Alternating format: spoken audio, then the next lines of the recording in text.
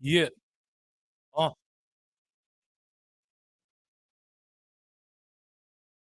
is this thing on?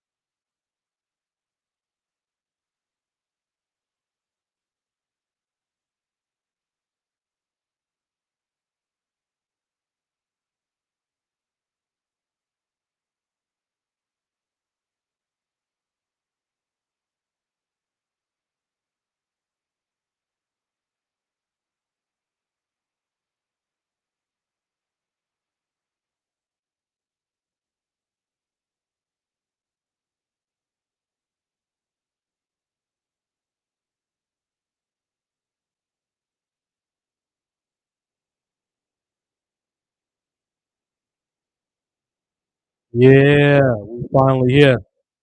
We are back. Thank you for that great intro, YouTube. Thank you for everybody being here. You are live. Let's do it the right way. You are live with the Prodigy. It has been weeks. We are back with Smack Talk TV, an extension of the madness, usually Monday Night Madness, but I don't do a lot of Raw episodes anymore because, quite frankly, I don't like doing a lot of Raw episodes anymore. And let's be frank and honest, WWE doesn't get you much reason to want to do them. They don't give you much of a reason to care because they produce their content like, well, we getting paid no matter what, so we're gonna put whatever we want out there. We're gonna irritate you by having these butt face ugly women in the main event who don't draw, who don't have a sex appeal. And I understand everything in wrestling isn't about looks, but that's a significant part of it. Looks should be a significant part of what you're putting out there because people are visual. When you're on TV, you're visual. And at least if you're not going to be attractive, at least be entertaining to listen to.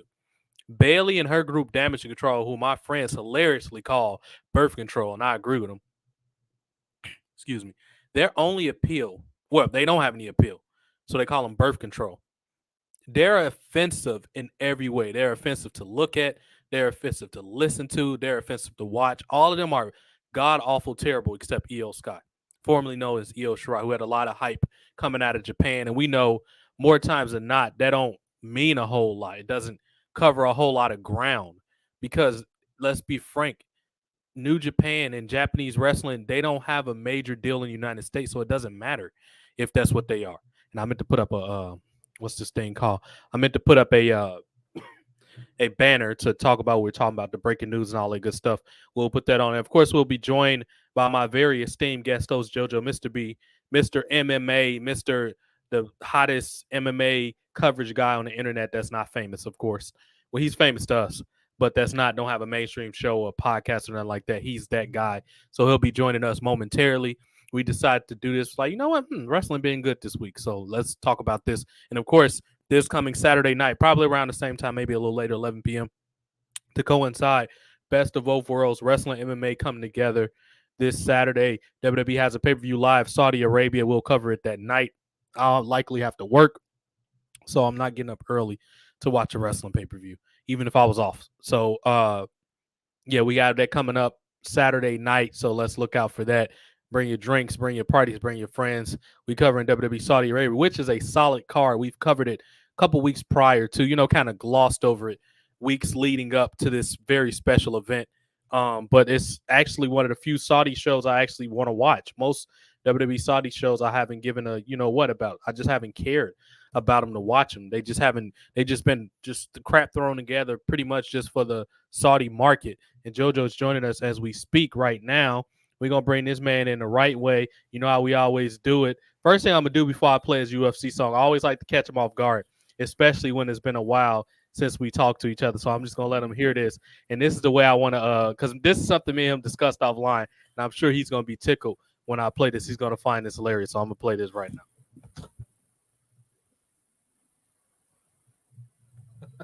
What's going on, son? Do you know what that soundbite was? Oh, it didn't come on. It didn't come on. Oh, they come on. It ain't bleeding into the thing. Hold on, let me turn the TV up a little. Hopefully, my audio. Can you hear me? Yeah, I hear you perfectly. Oh, okay. Because I'm like, damn, is my mic out? Let's play this again. JoJo ain't get it, so we got to play this right. Did you hear it that time? Nah, I didn't get to pick it up. It didn't pick up. That's weird. Okay, one more time. Let me see. Let's see what it is. One more time.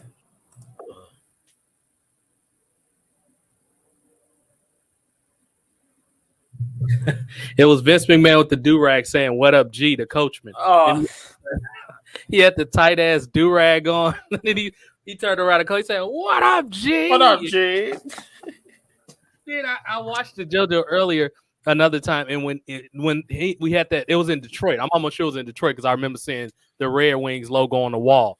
When he walked up to Cena was a champion at the time, and he walked up to Cena. He was like, he had the ECW title, and he walked up to John Cena backstage. He was like trying to make it obvious that, like, do you see my belt? Do you see me? And then he walked up to Cena and he was like, "What up, Holmes?" Then like the very next episode, that's when he said, "What up, G?" And I'm like, this man Vince McMahon was off all the shit around that time, son. This man, John Cena was like, ECW title for you stands for extremely crazy white boy. He actually told his boss that his title stands for extremely crazy white boy, JoJo. Different times we was living in, man, and a lot of that's going to be discussed today, especially when we talk about our guy Quincy Elliott. We're going to talk about him. We're going to talk about William Regal. A lot of such shit will be discussed today. Before we get into the show, let's bring this man JoJo in the right way as we always do, man. Welcome to the show, son.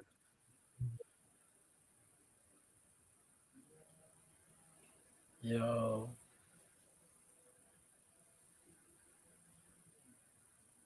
Yes, indeed, man. Me and BX Connect in the building. Y'all know when we come together, man, it's like two planets, two heavenly bodies. We hold this shit down in combat sports, world entertainment, telling the truth, all that good shit. And the only thing I miss about this show, JoJo, is you and Brian bickering. And this is something I've been meaning to bring up for weeks, but I've been missing it the last couple shows we've been on. Is you and Brian bickering. And Brian and Randall, you know Brian he's a shit starter. You know how Brian is. So Brian, towards the end of the show, it is out of nowhere. We about to end the show on Haps or Periscope. He was like, "Yeah, JoJo, don't forget, word to your mother," all in capital letters. And you were like, and this man JoJo will be mid-sentence, whatever he's talking about, UFC or whatever. He's like, "Yeah, Brian, word to my mother, Brian. I'm going to hit you in your neck, son." And I just missed him doing that. So I got to get Brian back. Brian back over here at some point. I think he actually might be just getting on from work. So if we can get him for a couple minutes, it'd be great. Also, I don't know where Jason is, y'all. I think he's still tugging men in Lake Titicaca. I have no idea where he is. I'm actually going to probably text him because I got this new number. I don't know if he tried to hit up my old number. Maybe he did, but yeah, I don't know, man. That man is he hanging out with Velveteen Dream somewhere. I don't know where yet. He with VD somewhere. I don't know where that man. But yeah, son, a lot of stuff to discuss, man. I got a little format here. We probably jump in and out of it. As you can see, we got Wild on there. We got all the champions. Odyssey Jones came back. We got the late great Takeoff. We're going to spend some time to talk about great moments with him. He tragically was killed almost 2 days ago now, 2 a.m. in the morning, Houston. Excuse me, and at a like a billiards and bowling alley type place. It's fucking tragic. Yeah. Bless his family. We'll talk about that a little more because I want to start off the show on a sad note. Let's start off on a positive note, JoJo, son. We're gonna talk about Mandy Rose. First of all, let's start off with fucking Mandy Rose. 1 year as champion. She came out, JoJo, yesterday. You want to talk about looking like a snack. Her ass was just like falling out of whatever she had on, dude. Like, I mean, I'm like, bruh. She's Lord. worn some sexy stuff over the years, but dude, I think this outfit take the cakes. Just like Nikita, you might got some competition because Nikita, I mean, come on now, ain't no ass like Nikita and maybe Gigi Dolan in the bits, but Mandy, man, she had the cakes, the Italian cakes, man, the spicy cakes falling out the dress, and I'm just thinking like, that man Tito Sabatelli is, and I like Tito, he's a good guy. What's up, Angel's in the house, man? DJ Angel, what's up, man? Yo. Yeah, Rochester stand up, Angel in the house. And I'm thinking, yeah, that man Tito Sabatelli, man, he it took him this long to marry this woman, man. Tino. And you can see I got Booker T on the thumbnail there, and it says everything. Oh, shucky. Can you imagine Booker T? Oh my damn. When Mandy Rose came out, that man was he wasn't saying shit up until when she came out, but that He man was like, that's my girl. That's my girl. I started to be JoJo, I started to fuck with you and put like a Quincy Elliott thing right behind Booker T, but it would have threw off it wasn't enough room. But I want to put him right because we're gonna talk about how the beef that Booker T. First of all, let's talk about what we're talking about now. What is up with this man Booker T and Quincy Elliott? Booker T called some flack online. JoJo know the exacts. I didn't see it. I just heard about it. JoJo, what's going on with this Booker T and Quincy Elliott situation? I don't know, man, but people do not like Booker T's commentary towards Quincy Elliott, man. Because, Quincy comes out there. He's out there flamboyant. He represents the LGBTQ community, and he does his thing. But, Booker T kind of like, he's not quite a fan of some of the stuff. I don't know if it's kayfabe or what. But he's out there and he's like, you see Quincy and he says something and then Vic asks him, hey, what's wrong, man? He just says, Quincy's not my cup of tea, dog. You know what I mean? The fucking bonus of Booker T, son. He can go out there. Go ahead. No, I was gonna say, and then he had the segments, with Shotzi Blackheart there in the ring, and then when they finish, he dancing and then he's twerking. And then Booker T like, oh, come on, dog. You know what I mean? Yeah, Booker T, you know what? This is what we're going to chalk it up to. And, of course, he's going to get a flack from a lot of these fans because they identify with people like Quincy. All these gender fluid and all these people, cisgender, all this stuff. This current generation probably identify with the most. You got to keep in mind, me and JoJo are both millennials. JoJo a little older than me, but we both in the same generation. When we grew up, being gay was like probably the most people was willing to deal with. We didn't grow up. I mean, we're not saying there's a problem because I don't have a problem with it either way, but we're just speaking factual. We're still getting used to this. Like when a gay dude had on a wig and he was dressed up like a woman back when we were younger, that was something me and JoJo was like, all right, son, it took us a while to get used to that. We're probably like 15 or 17, 18. We're probably used to it by now. But it's kids now that's 10 and 11 that grow up and see people like Caitlyn Jenner and Quincy Elliott and all these gender fluid. It's a lot for somebody to process.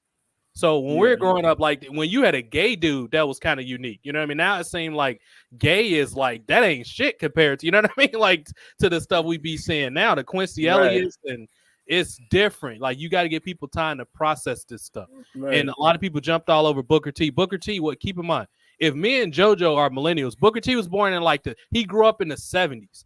That black dudes was looking up to Dolomite. You know what I mean? They weren't looking up to no dude that looked like Quincy Elliott. Can you imagine Booker T in Houston on the street? Dudes had afros and they was power to the people. They had African medallions. It was a different time period. Back then, they probably called you like a sissy or something like that back then.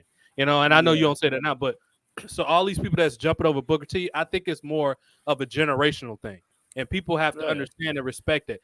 Now, me personally, I like Quincy Elliott. I'm a fan. When I saw this dude, he wrestled this enhancement dude this past episode, or it was recently. He wrestled an enhancement guy. And this man, JoJo, the rolls and the arm, how he got out of that arm bar. I'm thinking he's just going to be like gimmicky and stuff like that. And I would have been cool with it because I heard good stuff about it. And the little clips I saw that wasn't wrestling related, I actually enjoyed what he was doing. Not only is this dude entertaining, and he has finesse, he reminds me of a mixture of Goldust, Viscera, and Velveteen Dream. That's what he reminds me of. And he plays the role really well because I was introduced in the wrong way. He was like trying to breastfeed somebody or something on a rope. And I'm like, what the fuck is this shit? Now, granted, I saw it out of context. I saw it on Twitter. I don't know what the hell that is on Twitch that just came in the chat. Speak English. So I was introduced. But when I saw this guy, I was impressed. JoJo, this man moves like he's 160 pounds, JoJo. Now, Yeah. have you seen this guy prior to his calling up to WWE? Was he somewhere else? Did you see him somewhere else? Not really. He was doing some stuff I think out in the West. Okay. He was on a couple shows here and there. I think he showed up. I'm not certain, but I think he was on the GCW show maybe one time. Effie's Big A Brunch. Okay. I think he might have been on there, but he's been mainly on the West. So Okay. there was a lot of noise for him. You know what I mean? He had a lot of that buzz like Willie Mack. You know? Okay. Yeah, out there in the West. Yeah. I would just suggest to people, let's just see what he does. Let's just wait to see what happened with him. He's getting a decent little push. The whole Super Diva thing. He come out with the Fifth Element coat and shit on, and he's got his own thing. I'm cool with that. You know, he coming out looking like Chris Tucker from the Fifth Element and shit. I mean, let's just see where it goes. I'm not gonna judge it too much because I've seen a little bit of his. Let's keep it push. Oh yeah. Anyway, getting back to Mandy Rose. Oh my God, she had the cakes. She looking good. Every one of those girls carried and walked and looked like stars. Every single one of them. You start off with the most rookie member, JC Jane, who JoJo called not Vanessa Bourne. I mean, you had JC Jane coming out there, and she cut a good promo. All these girls look hot. Gigi out there, she was probably high or something. She was just in a cut chilling for a while. She talked towards the end. She looked great, of course. Darby Allin. That's all I'm gonna say. What did you do? They all look great. Mandy Rose did exactly what you're supposed to do. And I'm gonna be honest. I got to give Shawn Michaels a little bit of credit because for a while I lost faith in the Pillhead Kid. I'm not gonna lie to you. He actually let her go out there and cut a promo that sound like something she should say, but they wouldn't allow her to say. She addressed everybody saying she was just a Barbie doll, saying she was just eye candy, saying she was just tits and ass, all this stuff. The only thing she needed to say to put the cherry on the top of the ice cream with that, she should have said, fuck y'all from pre-WI for putting me number 21 and fuck you, Dave Meltzer. That's all she needed to say to wrap up that thing. Everything else she addressed, all the stuff of people just saying she wasn't worthy. She said, I put everybody over and I stepped on everybody and you nerds can stick it. That's basically what she said. JoJo, what say you, man? What you've seen a lot more of her run than me. I just like Mandy Rose because I'm a big Mandy Rose fan. I haven't seen a bunch of her matches. I've seen clips here and there. JoJo, he's lived a whole year with her winning the title. What you think? You think she had a good run? Was it some people you would have much rather, or you would have thought she would have been better off going against? What do you think? Would you say her 1 year run was pretty much a success for this NXT Women's title? Her run's been pretty good. There are some matches I think that were overbooked in her NXT run where there was a lot of run-ins, you know what I mean? No pun intended. But right. There was a lot of her team came through, JC Jane, and Gigi Dolan. They came and interfered quite a lot. But there are some matches that she had where she was one-on-one and she looked really, she looked good. So I can't really get mad at it. It was, the matches that she needed to go long and were good, they were good. Some of the matches were a little bit short, but other matches, I can't get mad. They were really good. The Miko Satomura fight match with what's her name? B Priestley. That match to unify the titles, the UK title and the NXT title. Mm-hmm. That was one hell of a match. She had the match with Roxanne Perez. Zoe Stark was a good match. She had a couple good matches, a couple blow-offs, but a couple like quick little squash matches, but pretty good, man. And she looked fantastic, even throwing that knee. And you see some people talk about how her knee looked better than Kenny Omega's V-trigger at times. It's like, and I'm not gonna lie, she throws that knee pretty damn well. So big props to her, Absolutely. Yeah. You know what? Yeah, and it's funny you say that because one of the biggest things people try to stick for, she don't got work rate. I think you need to watch the screen again because she does. She was good fucking when she was with Sonya Deville. It's just like she wasn't as polished yet, but she was good back then. Why do you think they had a good program when they worked with each other? She should have won. Her and VD, venereal disease, the Velveteen Dream. They should have won the 2015 Tough Enough. If it was based off skill, both of them should have won. And of course, Sarah Lee was fine. You know, and the guy that was kind of the pudgy guy, well, ZZ, he was entertaining. But as far as just who had it, you could tell they understood the business. Velveteen Dream and Mandy Rose should have won the Tough Enough. And everybody that won Tough Enough never went on to do anything anyway. So maybe it was kind of a blessing in disguise that they didn't win because they probably would have got cut. But if it was a legitimate competition, those two should have won. Simple as that. When we look back at Tough Enough, the only person that's ever made anything out of being it is The Miz. He has the most longevity as a runner-up loser. He lost to Daniel Puder. He has the most longevity in Morrison, John Morrison too, because he's still active in the business. Yeah, Morrison. Yeah, that's right. But Miz is obviously the standout. And this is something that people don't understand. We saw her back then, and she was she's a WWE creation. She didn't have to break her body on the indies for 15 years. You hear me talking, Tommaso Ciampa? You hear me, Kevin Owens? She didn't break her body down on the indies like a lot of you assholes want people to do. Why do you want them to be crippled? That's why Ciampa can't get any traction on the man. He's fucking hurt all the time. That's why Bobby Fish is Bobby broke down. That's what his body needs to be. Bobby broke knees. This motherfucker's in worse shape than Ric Flair. How is that possible? Flair has been in a car crash. He survived almost dying. He was a former alcoholic. How is he in better shape than Bobby Fish when he's 25 years older than him? How the hell does that even make any sense? That's what these people don't understand when they discuss wrestling. You talk to a person that's been in the ring before, so I know what the fuck I'm talking. I have friends that's done it before, way longer than me. One of the worst, your job as wrestling is to cash a check. Cornette and people like that don't understand that, but that's why Cornette's been out of the business for so long. He's had one good idea with the Revival and the Bucks. That's the last interesting thing he's ever had. Jim Cornette has been relevant in over 15 years, so he don't matter. And he's found a way to make his money, pimping, people from the Appalachians or whatever he do, but it's just like, dude, shut up. You don't know what you're talking about. So he got rednecks that's inbred drinking Mountain Dew. They the only people that follow him. So let's keep pushing forward. Let's talk about the other long-reign champion. I would say he's probably about halfway to Mandy Rose's reign. I think his title reign has been significantly underwhelming. Maybe JoJo has a different opinion. And of course, we're talking about Brian Recksteiner Jr., Rick Steiner's son, Brian Breaker. I don't know.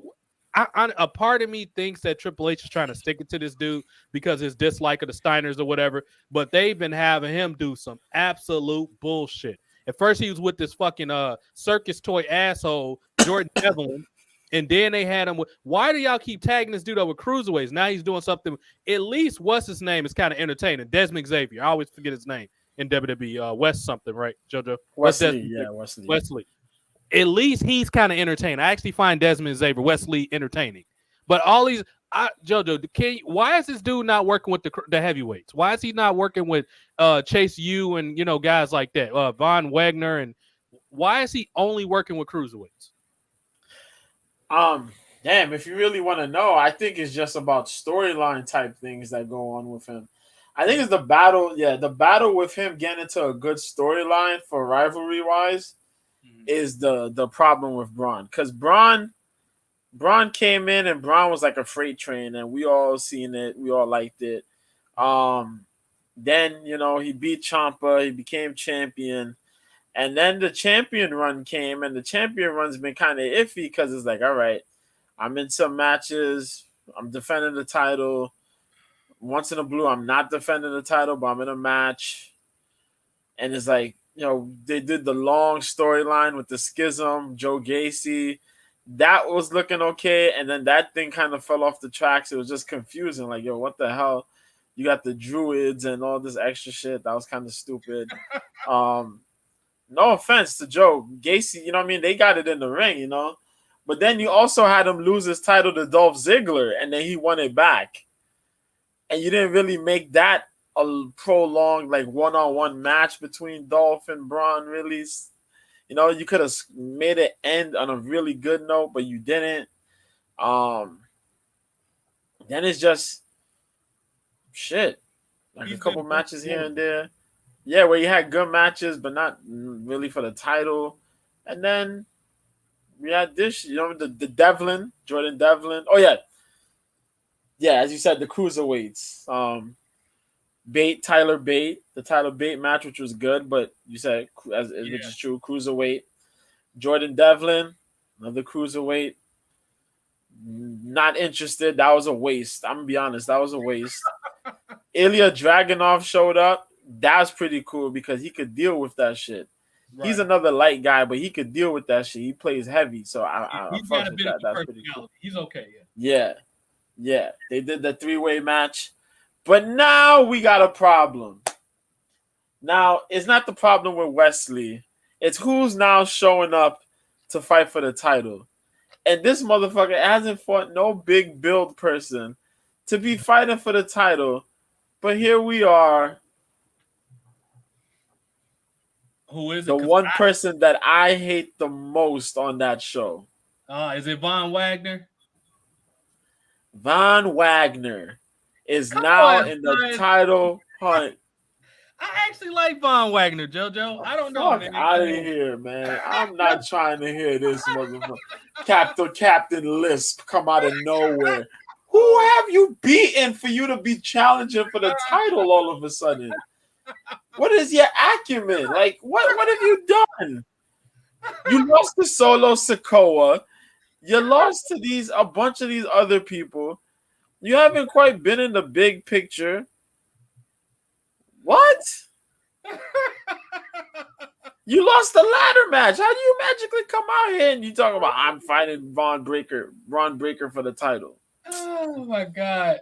I guess that's what happens when your dad is Matt Bloom. I guess that's the type of stuff that happens, son. When your dad is Sweet Tea, you get favoritism, I guess, son. I don't know, man. I don't know. But you know what? It's funny to hear. It's refreshing because I'm usually the one that's critiquing. JoJo is usually pretty neutral, or he try to see both sides. For him to dislike somebody, now granted, I don't watch the show as much as he does. I almost never watch it. For JoJo to say this dude ain't doing shit, I'm inclined to believe what he says. A, he watches more than me. And B, JoJo's almost never like this unless somebody is just really fucking irritating him. He's never like this. So I got to go with that, man. It's just refreshing that it's a heavyweight. That's probably why I'm a little happy. Yeah, that's the one thing that I will give credit to. Mm-hmm. It is a heavyweight, and he is, pretty mean, but come on, man. This guy's taking L's here and there. He's squashing who he's supposed to squash. Now he's in the world title picture. He's in the NXT title picture. If they made this dude now you got to have the fact that he's lisping. Unless you're going to bring back Lars Sullivan and make them like some fucking inbred motherfuckers or something. You can't have this man out there unless you're going to bring back Mitch Bennett and get him the Freakazoids or something like that. You can't. Yeah. No, you can't do that. If you're not going to make the Lisp Express and make them like Nazis and beat people up, don't do that. However, make this dude like a creepy, freakish. I'm trying to think. Make him like a Heidenreich type character where he does he violates people and just make them uncomfortable. He's already a weird looking dude. Make him almost like he's the freak. He's the locker room freak, and people make fun of him and he beat the shit out of them. I think that would be more interesting than I'm just Von Wagner and I'll just look weird. No, make that his character that he's fucking weird. People already gonna make fun of the fact that he has a weird looking forehead. You might as well make money off of it. I don't understand why WWE, they don't want to be called offensive. Wrestling's fucking entertainment, dude. And if you want to separate yourself from, dude, y'all already lost to fucking AEW. How much further do you need to fall? You already fucking lost already. They kicked y'all off the Wednesday night. What do you have to lose? Who the fuck cares if they gonna complain? If they gonna complain, guess what they gonna do? They gonna go watch New Japan or AEW. They still have something to watch. Fuck these whining crybabies, dude. Nobody cares what they think. So start developing these characters so people can actually care. Andre Chase got something going on. He has a gimmick. Who else is somebody I saw? We got the Quincy Elliott. We got who's his other? They finally found something to do with fucking China's girl. The Triple H loves this fucking girl. She tagged up with a lot of people. Kind of buff chick. What's her name? Zoe Starks. They found something to do with Stark. Yeah. Lash Legend. Could be used better, but she's being used okay. Everybody has Grayson Waller. Yeah, Grayson Waller too. He just worked with True. My whole perspective on Grayson Waller has changed. I was kind of iffy with him a little bit too. Not as I feel with Von Wagner, But yeah, he's grown on. He's grown on to me. I kind of like Grayson Waller. Grayson Waller's all right. He's all right. His finisher is still silly as hell, but I like him. Yeah, he's all right. I'm the opposite of you. I've always saw his potential. I've always seen it because JoJo's more of a all around person. He likes the wrestling too. Me personally, if you got mic skills, you can suck in the ring as long as they keep your matches short. That's all I asked him to do. I saw when he was able to talk. Who was he working? Wasn't he working with LA Knight for quite a while? Yeah. Okay, he was working with Eli. If you can keep up on the mic with fucking Eli Drake, you're good. And I saw he pretty much, when he had the restraining order and all that shit was funny. That was, I don't know who was writing that. I doubt it was Triple H, maybe Shawn Michaels. Now, the Peelhead kid, he's scared of Triple H for whatever reason, but he's still know how to create characters. I got to give him some credit. He gives them the Viking and he keeps the cocaine. So he still knows how to get on that coke and write them good characters sometimes. But yeah, because some of them cut promos like they on Viking, and I can't believe it. But another former NXT people, since we on the NXT segment of the show, just won a tag team title. Shout out, big ups to, and congratulations, Asuka and Alexa Bliss. Dude, they haven't done shit in so long, JoJo. I kind of forgot they were on Raw. And I'm like, bro, where? I didn't even know they was a pair for a while. And apparently they've been teaming up with Bianca against Birth Control. Those ugly bitches, not Damage Control, Birth Control. They've been going against them for a while. So big ups. Because I don't know if JoJo remembers this. Do you remember when Alexa Bliss was the dark Bray Wyatt character? Do you remember me saying Asuka should join them? Remember she had that Nazi character? And did we not say that several times on the show? Yeah, that she should have went dark, and her and Bliss would have been dark style tag team. Yeah. And they finally, now they not dark, but they're a tag team. That's something I can work with. Two talented, gorgeous women in attack. Alexa Bliss, just please get the booty back. I don't know if you need to get a Brazilian butt lift or eat Mexican Californian food till you get thick or what. But you got to get the booty back because Alexa Bliss is obviously fine as fuck. But she lost her butt a little bit. She's a small chick, so she got to have a butt. Ryback got some heat about this, JoJo. I don't know if you saw this, but Ryback, he took a screenshot of a picture with Alexa Bliss with her cleavage showing or whatever, and he was like, "Yeah, nice angle or something," and he got so much shit on. Did you see that? Yeah, I did. Talking about the congrats to the new tag team champions. Yeah, her titties. Oh my god, right back, bro. How many strikes do you need? You already made a tasteless joke about Vince's dead mother, and you're a vegan. Like, come on, bro. You just keep getting strikes against yourself. You can't be a vegan and say stupid stuff. Like, come on, bitch, back. You got to get it together, man. Get it back. Now, I generally like Ryback, but come on, dude. Get it together, man. He kind of does too much, man. He be doing the most. That's facts. Are you trying to end up like Gady from New York 206, who said some stupid shit about Alexa Bliss and almost got that dude some type of way? He's an annoying cat fucker sounding dude. I don't understand why anybody listen to this motherfucker. I don't want to listen to nobody from New York that's not named JoJo. Because that motherfucker JD from New York, I want him dead. Because he's a fucking annoying 40-year-old virgin. I hate that motherfucker. But it's just, dude, but he some type of way has a large following, JD from New York. Yeah. Why would you risk your channel just making a big? Keep that shit to yourself. So Ryback, if you want to end up like Gady from New York, go ahead and keep talking shit about Alexa Bliss. You know she has very loyal fans, and they will find you and shut your shit down. Stop being stupid, dude. Yeah. You know what I mean? Real, I can talk shit because I don't got all those. Even when I get those amounts, I'm still gonna talk because I don't care. But obviously, people like y'all care. If y'all was smart, y'all would stop talking shit about these people. But Alexa Bliss, Asuka, looking forward to what they do with that. It's kind of hard to tell with Triple H because Triple H likes the hot potato with titles unless it's a mid-card belt. The only belt, for whatever fucking reason, he ever keeps going on, you like the mid-card belt. They have to mean something. But the other belts he swap around quite a bit. The women's belts and tag team. He likes to play hot potatoes, the NXT belts. Hopefully it works. That's why I'm apprehensive and getting excited because I know how Triple H is. I got to give him credit, though. Triple HGH, that chromosome, that extra chromosome ain't been firing off as much. He's actually been being smart with these returns, like Tenille Dasher, who we're going to talk about in a second. Fucking Nikki Cross is back to her actual self. Not this stupid-ass hero bullshit. She's back to Nikki Cross. Thank God. She's back. All she need to do is change that terrible song and we'll be good. And I don't want to hear her coming out to that breakout bullshit. No, we want crazy screaming Nikki Cross coming back. JoJo, man, Emma is back. It's my time, as she says. It's all about me. Emma, you talking about sexy woman that knows how to work. She can work her ass off. Impact Wrestling. I just want y'all to say, y'all are fucking idiots for whatever y'all did to make Tennille Dashwood want to leave. I don't know what it is. How did y'all lose her and the Iconics within the year? How? Okay, Scott D'Amore is. This was a joke at first, JoJo. Scott D'Amore is actually retarded Peter Griffin now. He lost the Iconics and fucking Tennille Dashwood. How fucking stupid are you, dude? You lost three of the hottest women on this planet. What's that? JoJo? Be careful, because I was gonna say it's about to be 4, because Mia Yim is about to leave too. Unless she's gonna renew her contract. Last time I heard she signed when she had signed on, she signed on for like 6 months. Oh, okay, so short term. Okay. Yeah, so I don't know if she's gonna get an extension. Yeah. Or is she gonna leave? But I know if she leave, where's she going? She gonna probably go join her fiance in AEW. That's what the smart move would be. You know what I mean? So we gotta see. And on top of that, I got an issue with everybody, and this goes for GCW, fucking Japan, everybody that's an Indies pro, NWA. 2 people, y'all. Why the fuck y'all haven't signed? 3 now, because Cass is gone. Big Cass, Enzo Amore, and Lana. Why are they not in a wrestling company? These are all recognizable WWE people that could be valuable in whatever way you want to use them, and y'all don't sign them. Why has Lana been a free agent this fucking long? Unless it's her choice. I don't know if it's her choice, but if it isn't, step y'all goddamn game up and sign that woman. Do you know how many hits she get on Instagram? Why would you not want her on your show? That's instant ratings.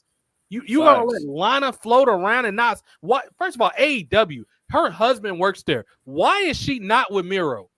You can change her name to CJ Perry. They can still be the fucking shit they was doing. What is wrong with y'all? Why do I have to tell y'all this? Why is Enzo Amore not signed someplace? I'm sorry, JoJo. What you don't know. No, you're absolutely right. I'm agreeing with what you're saying. I don't know why they didn't sign Lana. I don't know if maybe it's her decision. But if not, I would be throwing some crazy incentives to have Lana show up, man. Yes. Jesus. Then again, these people are run by autistic Peter Griffin, so I'm not surprised. Have Enzo come back, Sign Enzo, let Enzo come in. You see what's going on with Enzo, bro.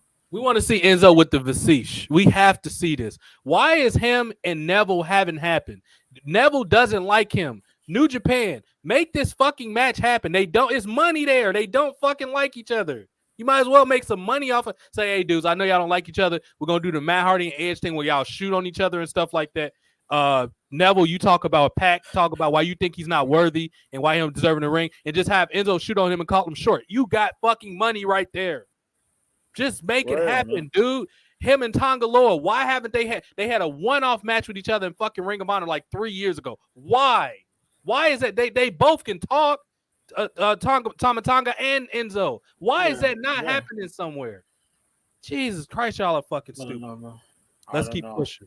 We talked about Breaker. Hopefully, let's pray for this man. Last but not least, Omari Palmer, a.k.a. former fucking Syracuse Orangeman in football. Dope as fuck.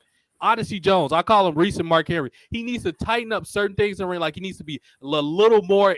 He has a slow first step. Like, Mark Henry was quick for his size. He needs to, you could tell he was heavily inspired by Mark Henry. You could look at the singlets that he wear. You could tell that he was heavily inspired. He's a taller Mark Henry. He's pretty athletic, but he needs to, I don't know if he needs more conditioning. He needs to be a little more physical when he throws like clotheslines and punches. Other than that, this guy, I'm looking forward to it a lot. I would say keep him in NXT maybe like another 2 years. Let him develop.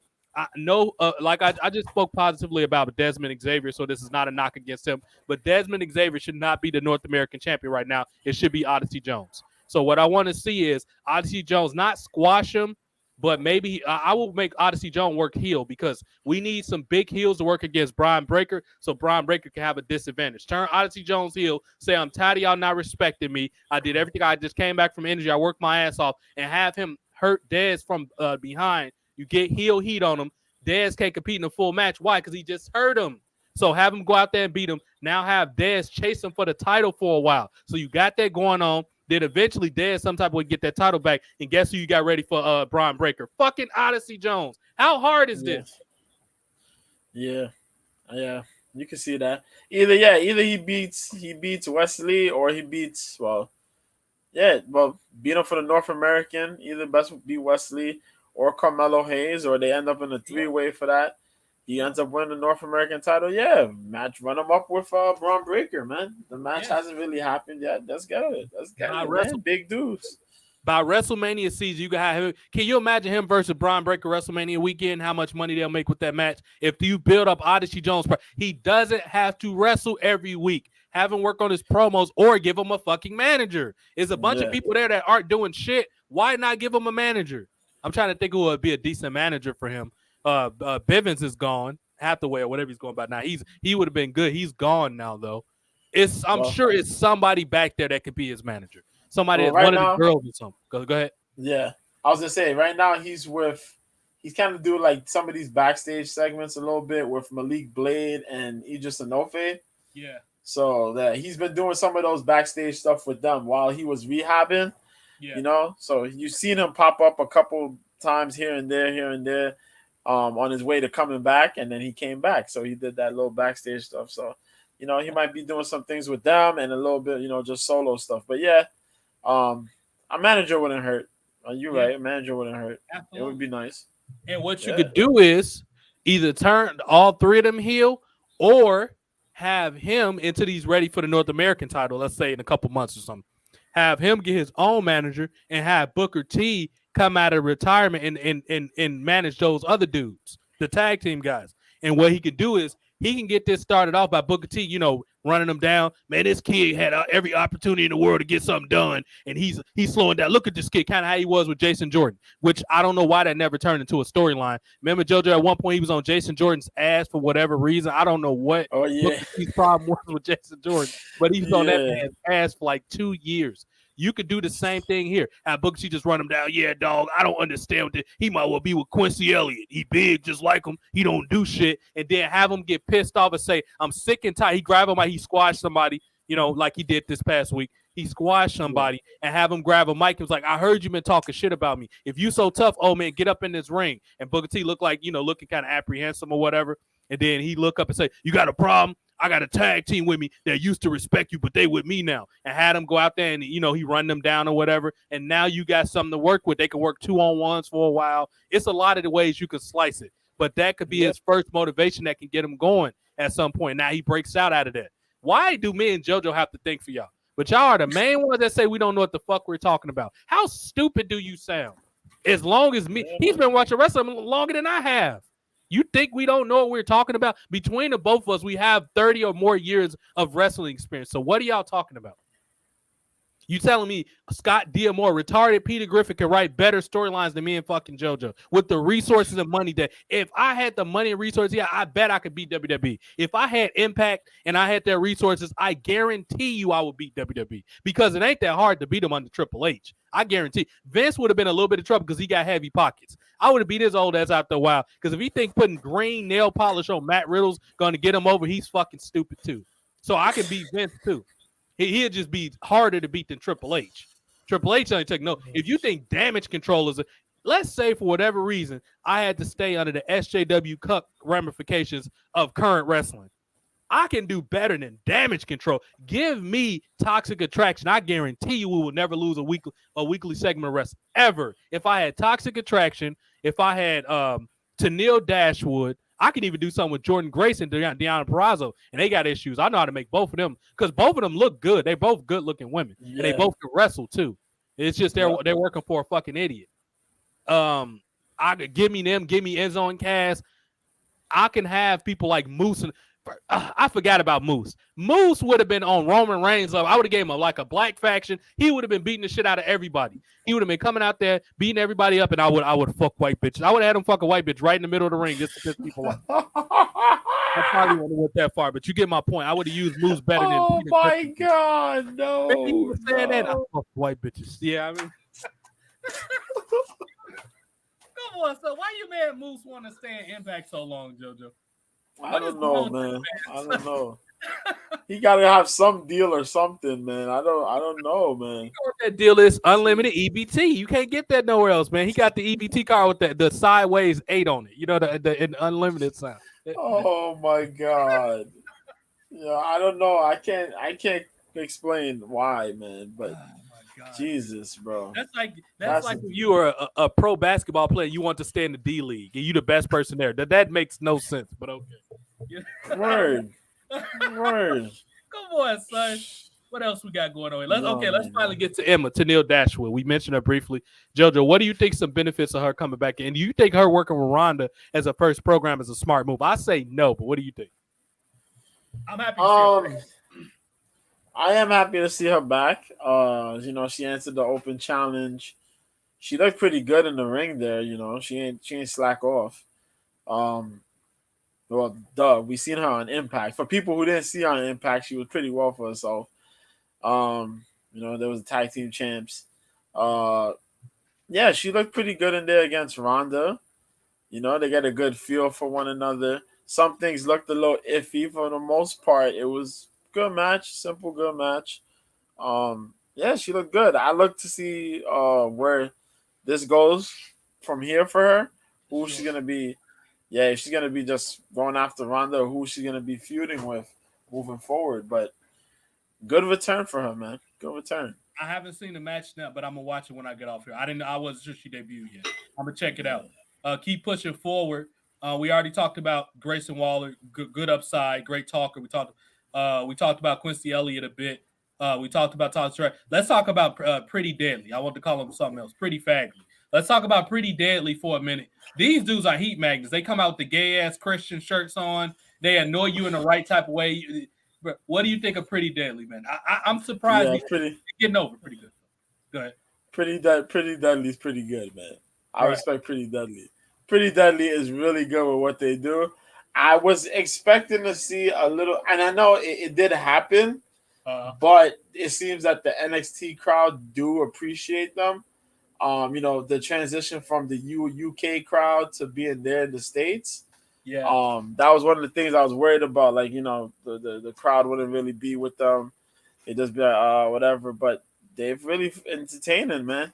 They're funny as hell with their segments. Sure. But they're like little pompous a-holes with the tag titles, and they do all types of borderline such shit. It's just funny, man. It's really funny shit. But yeah, man, I like the in-ring work as well. And they handle themselves pretty well, so can't argue with that.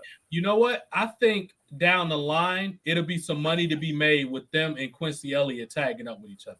I think at some point there's going to be some money made there. Just because they have such similar characters. But I like what they're doing so far. Just keep going with what they're doing. They're definitely getting heat. Let's move on to some main roster talk. I'm trying to make sure I'm not forgetting anything. No, I'm not. Booker T just fucking hilarious on commentary as usual. Actually, they're my favorite. Him and Vic Joseph, because WWE got some shitty looking commentary team. They just so thrown together, especially Raw. Raw's commentary thing is awesome. That Kevin Patrick, the Scotsman or British dude, whatever he is, he's better for backstage segments. I don't think he fits commentary well. So the Raw is terrible. SmackDown is okay, but the main roster shows are getting their ass beat by NXT. Booker T and our boy Vic Joseph are the most professional sounding team. They both sound like that. Booker T kind of knows how to step back and let Vic Joseph be the play-by-play guy, and Booker T adds the character development. The other shit, first of all, the fact that they let go Jimmy Smith, Triple H used to be thrown into a permanent volcano and never come out. Let Shawn Michaels run the show. That is the most fucking idiotic thing. JoJo, of all pay-per-views they could have fired him at, they fired him at Extreme Rules the day before with a fucking cage match with Daniel Cormier in there. Do we need to say any more that Triple H is stupid or what? Because I'm pretty sure it wasn't Nick Khan. Nick Khan is not that fucking stupid. It was Nick Khan's idea to get DC to come there. I know for a fact that's what it was. So it was idiotic Triple H, because I think it was something that Jimmy Smith, buried something as a joke, and they punished him by fire. Good job making yourself look stupid going into Saudi Arabia, who's a casual watching audience that has UFC. You do realize that the island that they fight on is in fucking Saudi Arabia. JoJo, what is wrong with these people? Doesn't UFC got like a home base in Saudi Arabia someplace? Like Fight Island or something? Yeah, the UAE. Yeah, they have in the UAE. Right. Oh, the Emirates, yeah. The Emirates, yeah. They got that Yas Island, yeah. Triple H is really stupid. This man fired Jimmy Smith That's like firing fucking Mike Goldberg. That is fucking stupid. I don't understand these people, man. You fired him before you could have had him commentate on that match, and you could have made that match a lot more of a fight feel match. Because DC was out there looking like a uncle, somebody's barbecue uncle. You know what I mean? This man was lost, and he's trying to tell kids to go over there, don't be over here. I'm trying to man the grill. You know what I mean? Shit like that. You should have had this man Jimmy Smith on there, but you didn't. You let it go. Freaking goofball move. But that's what's gonna happen. Sometimes your boy DC looked like he was in a Popeye's chicken commercial, son. Like that's what I got that chicken, about that chicken. But y'all are fucking idiots. But anyway, back to the commentary team. Patrick and all the teams suck except Booker T and Vic Joseph. They're the only professional looking WWE commentary team. The rest of them are fucking stupid. We're talking about main roster stuff here. Let's talk about the Fiend. You talking about a turd or a fart in church. I don't know how JoJo feels about this, but this whole Bray Wyatt 6 and all this, it's not working for me, dude. I don't know what it is. First of all, the fact that they had him crying pissed me off, and I've been very vocal about this on Twitter. I don't understand what WWE's end game is with this. Bray Wyatt, if you want him to have the 6 personalities and all this stuff, fine. But at least get people that actually know how to fucking perform. I'm hearing that they talking about getting this motherfucker Vincent that was with Ring of Honor. Okay, what is this him and Bray Wyatt having in common other than they both got beards? Shouldn't fucking Uncle, whatever this fucking dude's name is, a White Rabbit, shouldn't that be his fucking brother, Bo Dallas, who actually can fucking act? Why are y'all getting these random fucking people that don't know how to act? They already look like, JoJo, we talked about this the last time we did the show. When they revealed the SmackDown 6 and put the people, they all look like nerds in costumes. Who the fuck's going to be scared of these dudes? Are you serious? You was better off going to get a bunch of 4th graders from the bus stop. And it's 4th graders scarier than these motherfuckers. Like, dude, what are y'all doing? Bray Wyatt was so embarrassed that he was crying that the following week he was on TV or the next day or whatever it was, he cut a serious promo. You know why? Because you knew it was stupid, Bray. That's why. Why did you let them let you cry? Isn't your character supposed to be serious? Get the hell out of here with this bullshit. Now, that's me. I don't know if JoJo feel about this, but this shit stinks. This Uncle Howdy. The best y'all can come up with is fucking Uncle Howdy. Are you kidding me? It sounds like some red. Cornette could have came up with something better than that. And Cornette booked shitty-ass Smoky Mountain Wrestling. He could have came up with something better than fucking Uncle Howdy. He could have got the dirty white boy to go out there better than what? Go ahead, JoJo. This shit is making me mad. Go ahead, son. You didn't like none of that, man? No. Bray Wyatt was showing emotion, dog. He's showing emotion. Okay. He's showing his human side, his human personality, man. Well, flush that shit down. Go ahead. From what I've heard, he's there doing a multiple personality type thing going on. Okay. Similar to that movie Split. Yeah. So he's himself, but then he got all these former personas that he's been through. Yes, they're getting Vincent. Vincent's supposed to come in and be one of these, the reincarnation or the embodiment of one of these personas there. Vincent's an interesting character. I recommend you guys there's a research. There's a video out there of how that man struggled to actually find his own character. Because one time he wanted to be a fake Randy Orton. He wanted to be a fake Batista. And he was really going through the indies as these personas. Like, this shit is crazy. But it's a good little watch. I gotta check back and see if it's still out there. But I recommend if you find it, watch it. It's very, very entertaining. But he wants to do that.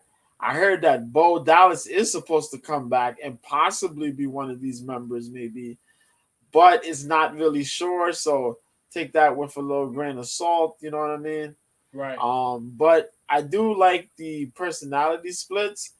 However, I think he's selling a little bit too much into, himself and not quite, putting in the rest of these bodies. You know what I mean? The bodies of these other personalities. We seen, was it Uncle Howdy? Yeah. Uncle Howdy just showed up. I'm Uncle Howdy. And you have to unleash yourself, your boss. you took off your mask, but you're still hiding. And you know, we gotta wait and see what the hell happens there. But so far, it's been a mix of good things and clusterfuckery. But yeah, man. I'm kind of in between on it. I'm be honest. I'm kind of in between on it. I liked it when the first time came.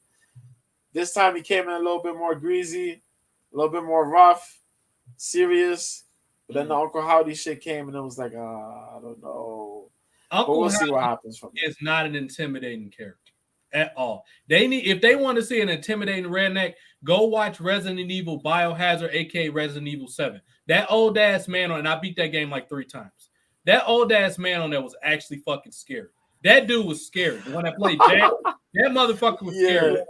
They need to go back and watch that if you want to watch. Go watch Joker 2019 when you want to see how a character goes fucking crazy. Watch that. I'm not saying obviously you got to shoot people, but look at the character transformation that he went through. That's how you the schizophrenic fucking character. Not this bullshit with this. Like, I mean, I want to like the now when they debuted at the pay-per-view with the lights and all that, it looked cool. But when you took all that away and put them in a regular costume, like regular backdrop, they look like fucking nerds at a cosplay thing. It just hasn't been my biggest gripe. It hasn't been produced well. It's not presented well. It looks stupid, basically.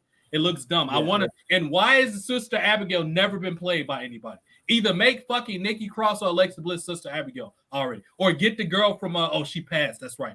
Daphne passed, didn't she?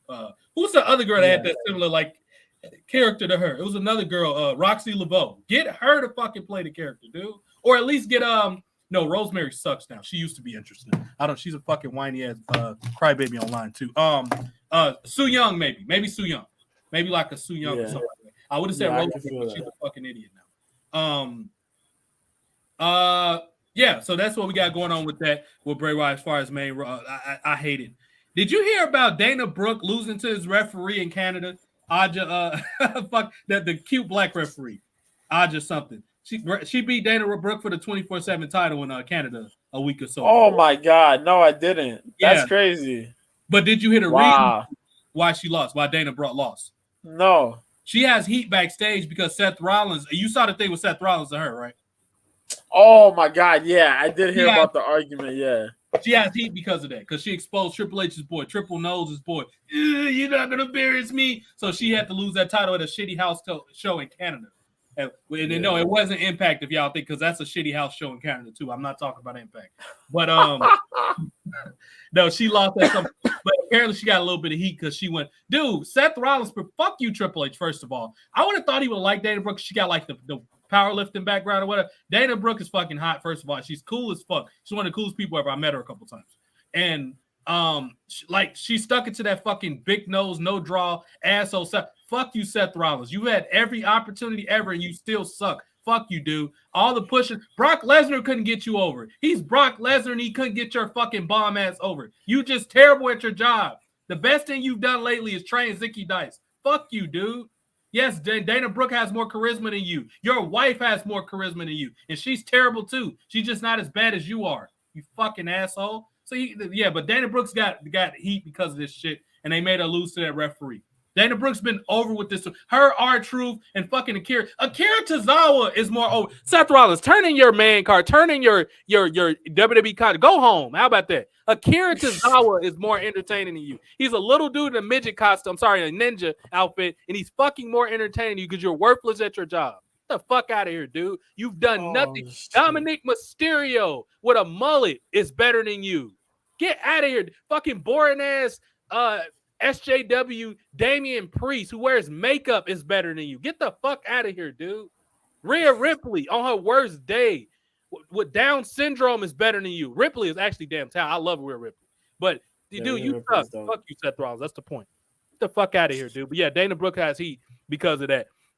Let's move on to Lesnar Lashley.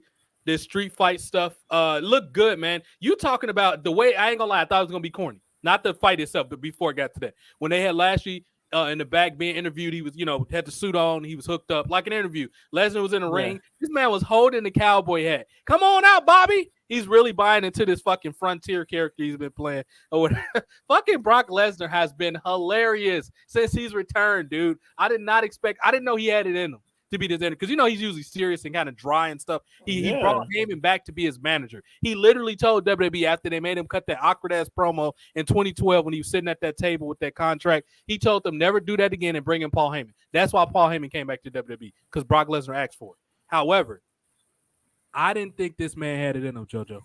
He cut a damn good promo against Bobby Lashley, and they got into this fight. And the fight looked physical, and then Triple Chromosome. I got to give him credit. He came out there. He actually did something other than stay backstage and jack off to Johnny Gargano.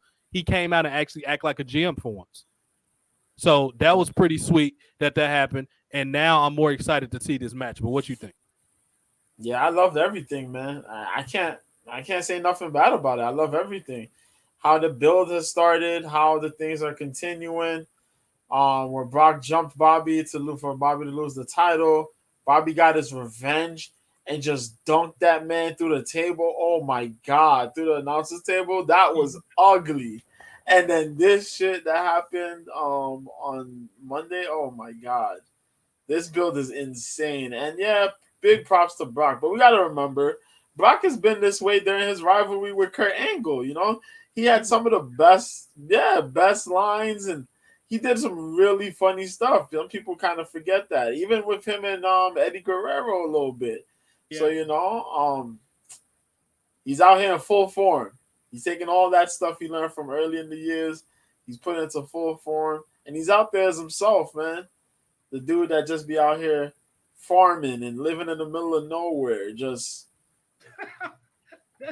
doing all types of crazy shit. Canada, this man is butchering beer in Canada. Not only that, JoJo, he has a landline phone. How many people still got landline phones that don't own an office or a business?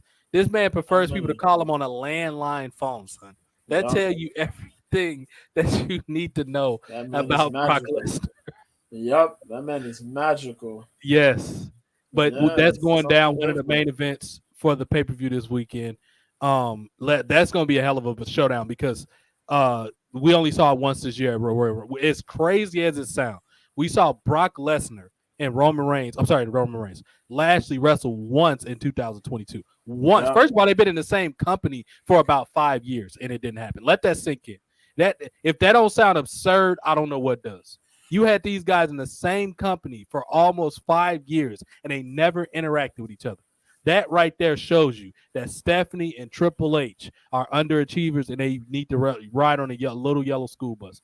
Both of them are beyond incompetent at their job. This match happened once in 5 years. Let that sink in. But it's happening in Crown Jewel. The Saudi people say these people are crazy. They don't know what they're doing. They smart enough to know that Brock Lesnar and Bobby Lashley is a draw. They're smart enough to know that. The American companies aren't, but they are. So we're getting that in addition to a litany of other good things. Now let's talk about something, JoJo, that was absolutely hilarious that happened at this past pay-per-view. I'm sorry, the past episode of SmackDown. Apparently, it's a word going around now that's probably going to get turned into a T-shirt. Uzi. He's not Uzi enough. This man, Sami Zayn, had the golden line where he made all the Bloodline members, with the exception of Solo Sikoa. He was the only one that was stone faced, which I got to give him his credit. He's been doing a great job at his role lately. Shout out to Solo Sikoa. Roman Reigns and Jey Uso specifically were fucking dying laughing. If you go back and look at that segment, I don't know if JoJo caught this. They had both of them, Sami Zayn. Well, I say a lot of bad stuff about him. He deserves it. But I never say he wasn't talented. I just don't think you need to be the main focus of a show. This man, Sami Zayn, had the line of the night with the Uzi thing. JoJo, who would have thought that? And you already know that's going to get over with the cuck. It sounds like a cuck word. But Uzi, he's not Uzi enough because we got this little mini rivalry with Jey Uso and Sami Zayn, which is probably going to lead to some type of number one contenders match down the line. But what say you, JoJo? Were you expecting this at all? And what was your reaction when you heard Uzi? Bro, let me tell you something. That whole segment has been something else. And give props because some of that stuff is unscripted. It is right off the hip. They gave Sami some leeway, and allowing a Sami Zayn to do some of this unscripted shit is has made for some of the funniest stuff. Right. Some of Roman's stuff has been unscripted. Jimmy and Jay's, they gave them that leeway because they're all working with Heyman. bro, Heyman's been a godsend for this whole storyline with Roman Reigns and everybody. Yeah. And big props, man. But Zayn has shown to be one hell of a guy, man. And I'm glad they're giving him the opportunity. Yeah. He's really showing his stuff, and he's leveled up a bit in the ring as well. Right. But yo, when he said that whole thing about the Uzi, yo, Roman cracked up, Jey Uso cracked up. They didn't even put the camera on Solo. I wanted to see Solo's face, but I know Solo be trying to hold it in. Right. You even see Jimmy in the background. Jimmy's trying to hold it together. Yeah. And Heyman is halfway smirking, halfway like, yo, what is going on? Right. Yo, like they would have all folded. There was a part, I think, in it where Roman was telling him, like, yo, come here, hold it together.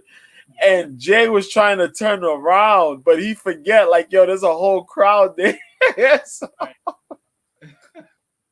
it's great. It is so great. Oh my God. To mix the seriousness and the comedy. Yeah. Bro, oh man, what a story this has become. And I can't wait to see, like, when this whole thing comes, you know what I mean, to end, how is it gonna end? But yeah, man, what a story. Great stuff. Holy shit. Real quick, this kind of, because I was coming over to read the Crown Jewel card and Iranian attack concerns. And this happened. Yeah, what the fuck? On November 1st, the Wall Street Journal report. Well, Joe, go ahead, Jojo, if you know what it was about. You can explain what it was. From what I heard is that there's supposed to be an attack in the area there. So there is a concern because, you know, you have U.S. people of the U.S. coming over there. That's a big time situation. So, you know, they're trying to go about it in a way where they could avoid it. So I heard that they're going to try to do it in the Performance Center, but no word if that's going to be officially the decision.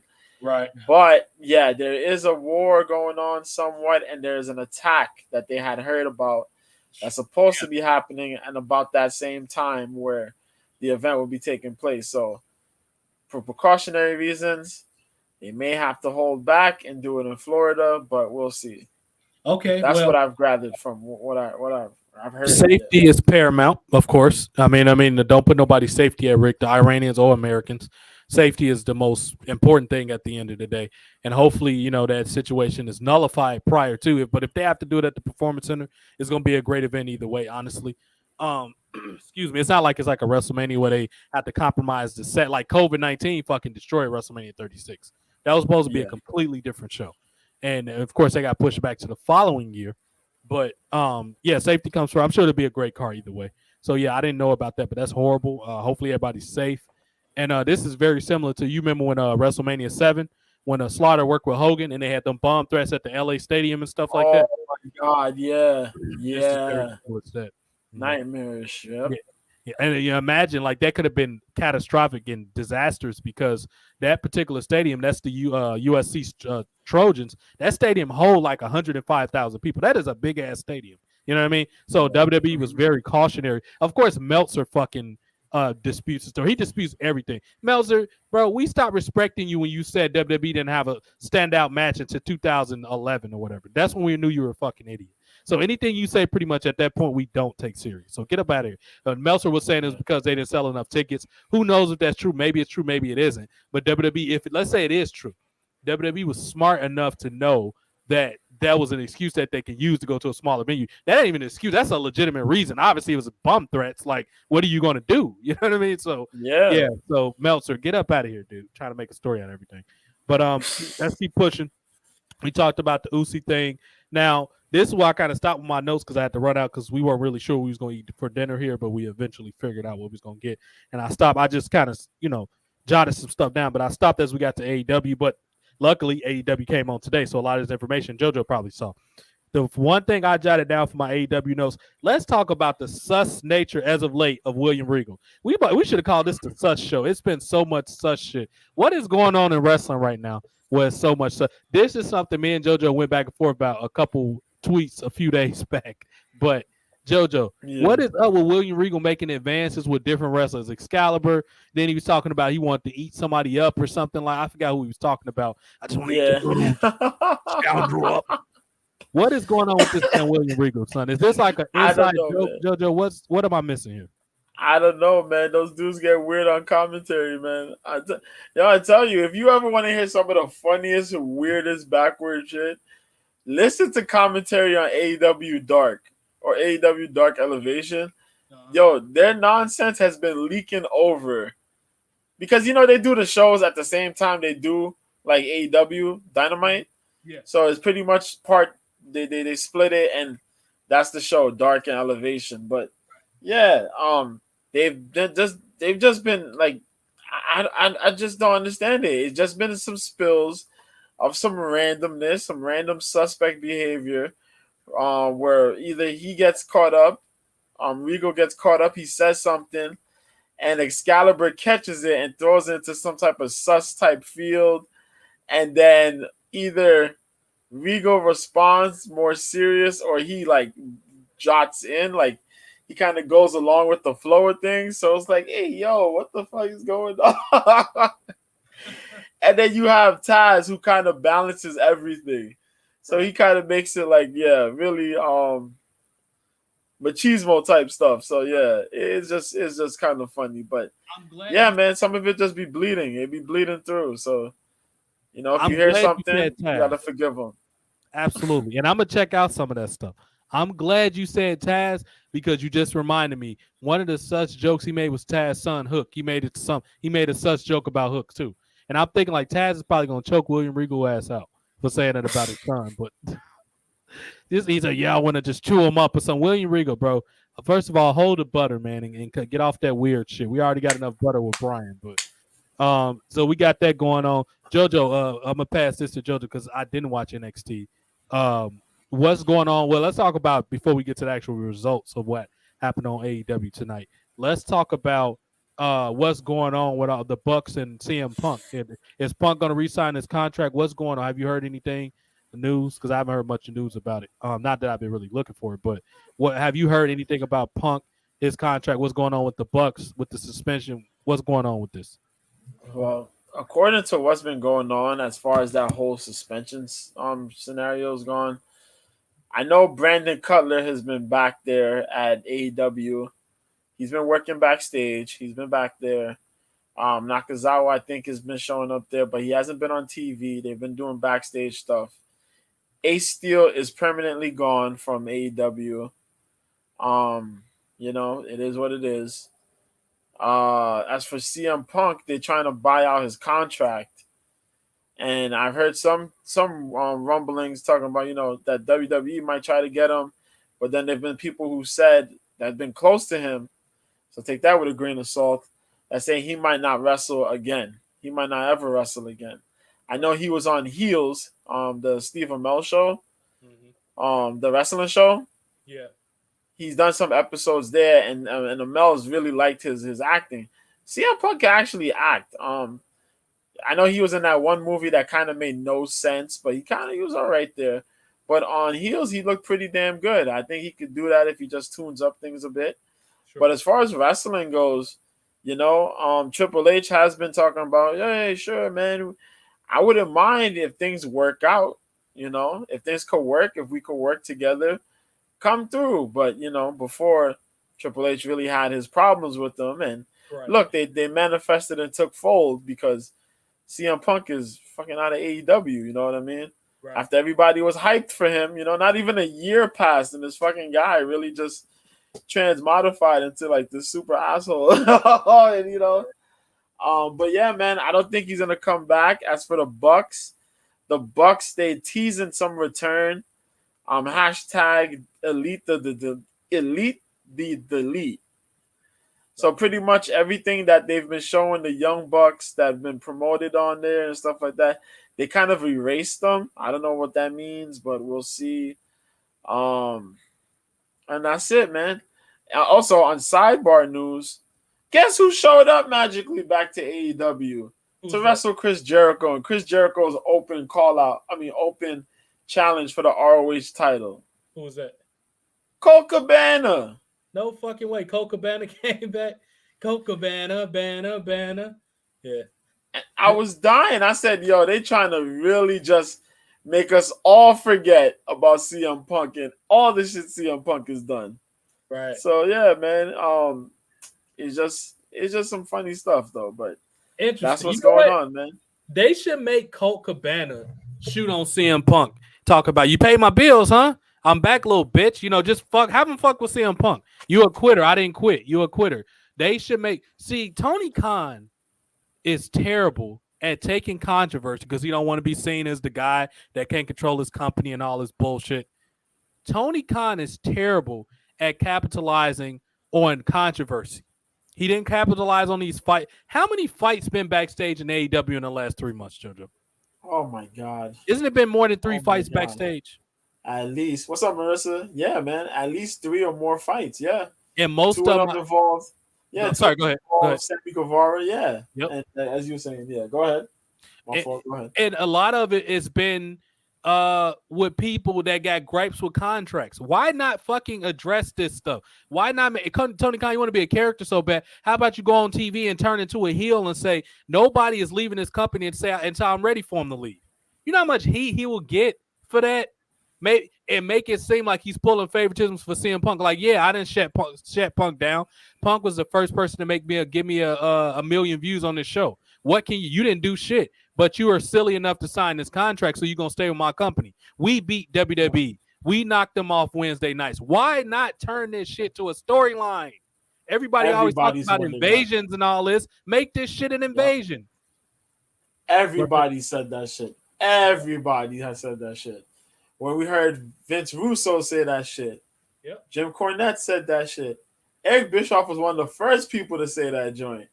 Yep. But even down to Dave Meltzer and Brian Alvarez, the Sean Ross Sapps of the world, all these people, Conan, all these guys have said this, man. Just make the shit like Tony Khan is clueless. Tony Khan is clueless. Fucking stupid. And he's always talking about I got more money than Jim Crockett. Motherfucker, Jim Crockett was smart. Yeah. I was going to say, you could have profited off of all this. Easily go backstage.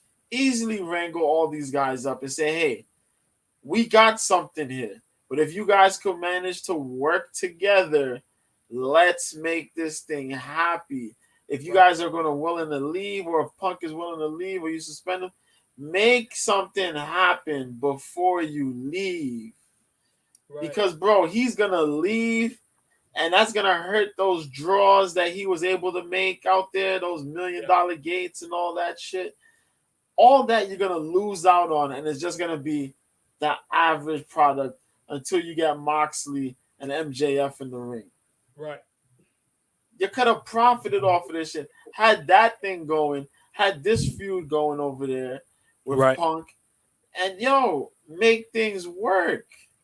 And then another thing that they need to do, especially going into the fall season, which fall season is generally looked upon as the new season for TV shows, or in general, anything would most content come out in the fall. That's when people start, summer's over, people are in the house now. Another thing that is pissing me off, mostly own or half own, I think 51% of Ring of Honor. You own most of the intellectual property of Ring of Honor. Why the hell is Rampage not its own roster? How many times do we got to say this fucking bullshit? You got all these wrestlers. Now you're starting to resemble WWE in 2001, 2002 when they acquired ECW and WCW. Why not just make Rampage its own show? Why is this so hard? You got all these wrestlers. I'm hearing that they want to do a Ring of Honor pay-per-view. Don't nobody care about Ring of Honor by itself without a separate set. So what you could do is blend the rosters together and make like a rivalry within the shows. Maybe have somebody take over. Who was a Ring? Matter of fact, have CM Punk come back and promise him that you could be the leader of Ring of Honor. And guess who could be the leader of AEW? Either Sting or fucking Chris Jericho. That's what you can do. And now CM Punk can say, this is my show. And you could put the Bucks on AEW, and you could put Punk guys with him, whoever that is, Ace Steel. And I'm sure somebody's going to join Punk. Maybe Ricky Starks and all these disgruntled ex-WWE or ex-stars that ain't being used because Tony Khan keeps signing every fucking body. You can have a rivalry, and people will care about Ring of Honor at that point. Nobody cares about Ring of Honor because you put the bet on Claudio Castagnoli. Most people know him as fucking Cesaro, and y'all desophisticated him by putting him on JoJo, why did they put this man on those tights that when you got a wrestling game before you flesh out your character? They gave him the default create a wrestler tights. What That's what I was gonna they say. about? I was gonna say that they gave him default trunks. Yeah. Cesaro used to have a fucking character. He used to come out with the 007 suit, and then after that, when he was with Sheamus, he wore the fucking coat, like the military looking coat. When he was doing a little machine gun arm gesture. Why do y'all have to do everything retarded? They gave this man regular tights and expected people to care that he was a fucking Ring of Honor champion. What is? I don't get these people, dude. What was the rundown with AEW tonight, JoJo? What happened? What was the matches we had tonight? And there's a couple matches and a couple segments. I'm not gonna lie. This is one of like the more terrible episodes of AEW. Can't lie about that. I felt with his tone that he was gonna say, so I could tell the way he started that he was gonna say. Yeah, it wasn't all that electrifying. I'll be honest with you, man. I was kind of hurt. We had Darby Allin versus Jay Lethal. Okay. The match was okay. They continuing their little stream, their little rivalry there. Jeff Jarrett and fucking Jeff Jarrett magically appeared. Yeah, don't ask me. Yeah, Jeff Jarrett appears, and I forgot who the hell was this kid. I got up, so I didn't get to see who the hell the kid was. But yeah, this dude came out. It was a fake Sting. Everybody thought it was Sting, but it wasn't Sting.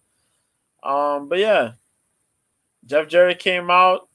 It was Jeff Jarrett. He cut a promo about how he's gonna beat up Darby Allin. They doing a takeover of AEW. Yawn. But the match was you know what I mean?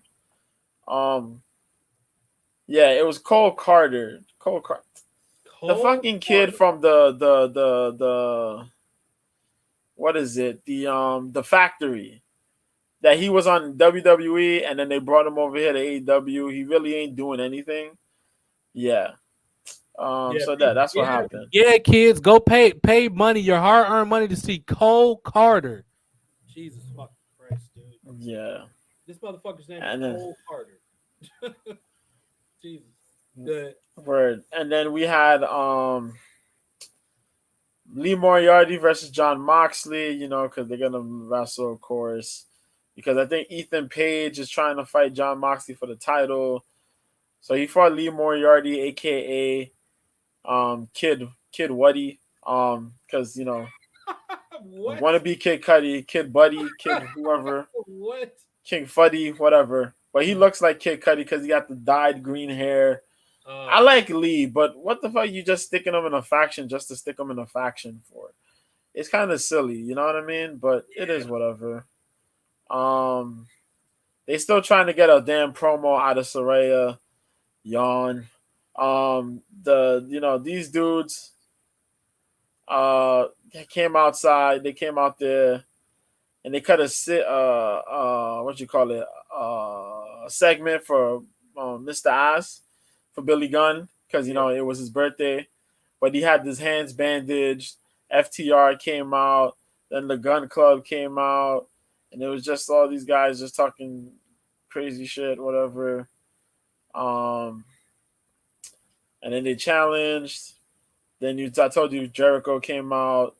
Yeah. Fucking Colt Cabana. Of course they interference, whatever. Then they had the Atlantic Championship match. And of course this dude won. Orange Cassidy. Jungle Boy came in, jumped Luchasaurus. He did a crossbody. They fell through a table. There's a couple good high spots there, of course. You have Ray Phoenix, so of course you know there's going to be spots. Sure. Spots out the ass. So there's a whole bunch of those joints coming out there. And Cassidy won. And then Luchasaurus and was trying to jump him. What was it? Yeah. He tried to jump this dude. Rick Ross came out. Rick Ross was backstage talking with Swerve and this dude. Jade Cargill squashed Marina Shafir. Samoa Joe wrestled Brian Cage. That sounds great. That sounds like the best thing that happened all night. Joe against Brian Cage sound like it was great. Yeah, and it was really good. A really good match between two big dudes. Yeah. It was good to see Cage not do a lot of flippy shit and stick more to his hardcore, to his power moves. Yeah. So thank God. I guess they've cleaned that shit up. I guess he realizes it. But it was good. Joe won. Then they jumped him. The embassy jumped him. They jumped Joe. Wardlow came out, and then Wardlow got jumped by Hobbs. Hobbs snuck attack him again. He did it last week on Rampage. He came out again and did snuck attack him. Okay. So I guess it's gonna be Hobbs versus Wardlow. Oh yeah. Also at the end of that Orange Cassidy match, Cassidy was kind of getting jumped, but this dude Katsunori Shibata from New Japan showed up and challenged him for a North Atlantic match on Rampage. So okay, So Tony Khan was pretty much trying to buff up this show here, but it was just all right. Yeah, you know what I mean. It don't sound like still walking around with them. Yeah, Jericho running around with the title. I don't know, man. Like I'm not interested in seeing Jericho do much stuff. I know he lost. He's trained off. He cut his weight, and he's been looking a lot better in the ring wise. You know what I mean. But he's still up in age. Some of those guys are kind of fast, so they got to tone it down a little bit. But he has the experience, so he works pretty well. But other than him, like I'm not interested in nobody in that group no more. Why don't Jericho just go into creative?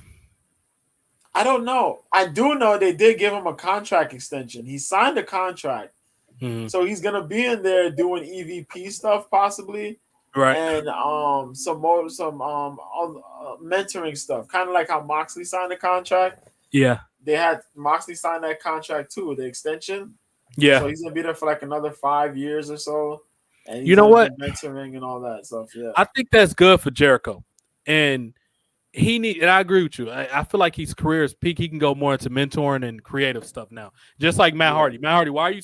If you're not going to do the Broken Universe, why are you still breaking your body? Go into creative. You're literally one of the most creative people. Jeff Hardy needs to retire and become an agent or some shit like that, bro. Y'all been there, done that. Y'all have almost had every great matches. Just pass down information to the youth. Now, I want to piggyback on a couple things that you said that bothered me about tonight's episode of AEW. First of all, y'all just got Marina Shafir. Why would you squash her with Jade Cargill? Shouldn't she be in a feud with somebody else establishing herself? Why bother fucking signing her if you're going to do that stupid shit? That's one thing. Another thing is, why is Jon Moxley always going for the title despite not being a good draw? He's boring as fuck. I don't think he's been healed yet in AEW. Why is he still going for the title? This is the same guy that people really piss me off because they compare him to my favorite wrestler ever. If y'all don't know by now, his name is Roddy Piper. He's the greatest heel ever. He's one of the greatest wrestlers in general ever.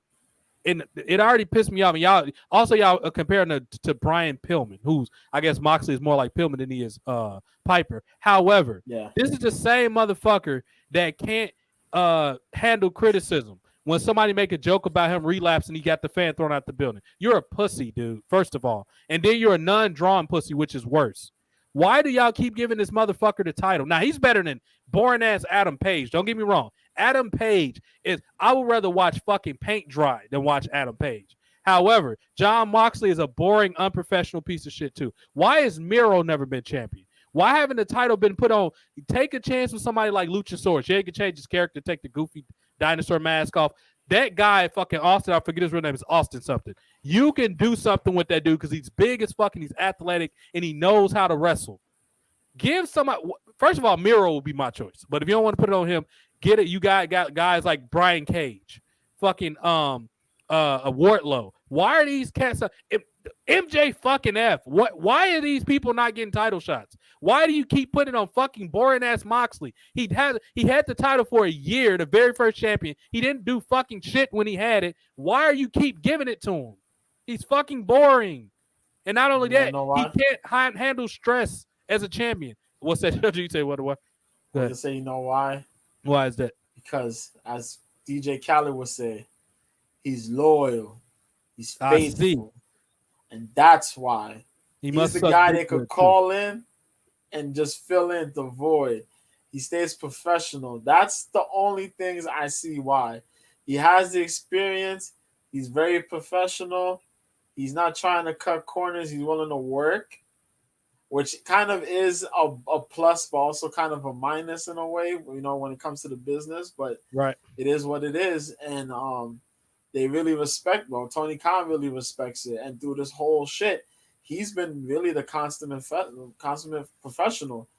He's not trying to dig in there to try to get a spot, kind of like Jericho. You see Jericho be doing that shit a lot, and you hear it in his interviews and stuff like that, where he's trying to, like, you know what I mean, throw dirt on certain people, like how this CM Punk shit is going, and how they talk to him, and he's like, "Oh, when I was backstage, I called him. I said he was a cancer, and you know he shouldn't be here, and this and that, and blah blah blah." Right.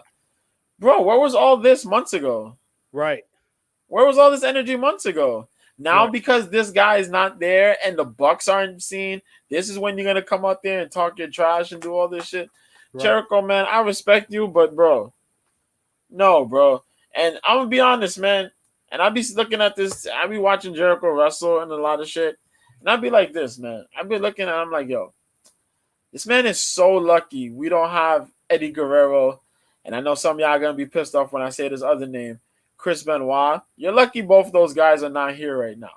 Because if those guys were here right now, we're not talking about Chris Jericho no more, as much as we were talking about him right now. That is that. So, you know what I mean? So he's out there and he's trying to profit and get his money thing for himself. He said he's looking for the, you know what I mean? He's looking to help out the young guys and all that stuff. But, yo, you have these guys in your faction and you're not helping them out. Right. Daniel Garcia's there. Daniel Garcia's playing. You're not putting no character on Daniel Garcia. Nobody cares about freaking the, you know what I mean? I don't even the know old pucks, the old pucks, Everrise, those two guys. Nobody cares about them. Right. Sammy Guevara was pretty dope, but now he's dead. Like, he's dead in the water. You know what I mean? Yeah. Oh, he had all that buzz he had is gone, and people try to come up. Oh, you just hate on his relationship. No, he's dead. It's over. You know what I mean? He's not getting the buzz like he used to. And poor Anna Jay and Ty Conti, who were pretty good individually, and they're a tag team now somewhat, but there's no women tag team titles. So nobody really cares much other than they're attractive girls. And, you know, they put a little bit of boost in the ratings, I guess. You want to see some of that, you know what I mean? Some of that booty action and all that flip-flop stuff they do. That's pretty cool, but the group ain't doing nothing. Hager's still there. We don't even know what Hager does anymore. I guess he gives out good hand jobs. I don't know what the fuck they got Hager going. Hager's been there. Word. Hager's been in the Jericho Appreciation Society. Hager's been in the Inner Circle. Neither group has done anything for Jake Hager. Yeah. Think about this. Yeah. Think about it. Sammy Guevara's success came after he left the Inner Circle, and he was his own person. Nobody has gotten a boost in that group. None. And it don't help, JoJo, that these groups got stupid fucking names. Now, the Inner Circle was one thing. That name was dumb enough as it was. And you're going to add Jericho Appreciation? That sounds fucking stupid. First of all, it sounds like you're a pompous asshole. And they're supposed to be baby faces on top of that. Jericho, that is a stupid name, dude. You can come up with a better Jericho. You work for WWE and you coming up with these fucking kindergarten construction paper names. Get your stupid ass out of here with that.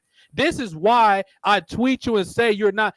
Just because you put GOAT on your underwear doesn't mean you're definitely not the fucking GOAT, dude. You had to leave WWE to be a star, you fucking asshole. You're the LeBron James of AEW, and you don't get people to sign like Big Cass, like Moose, like Enzo, because you're just like fucking Triple H, just not as bad. You don't want your little ego bruised, so you want to be the big fish in the small pond. Get the fuck out of here with that. You're literally the LeBron James of AEW. You got nobody signed, you fucking asshole.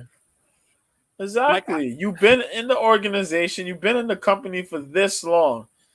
And it took CM Punk to come out of fucking retirement to get sales up for AEW.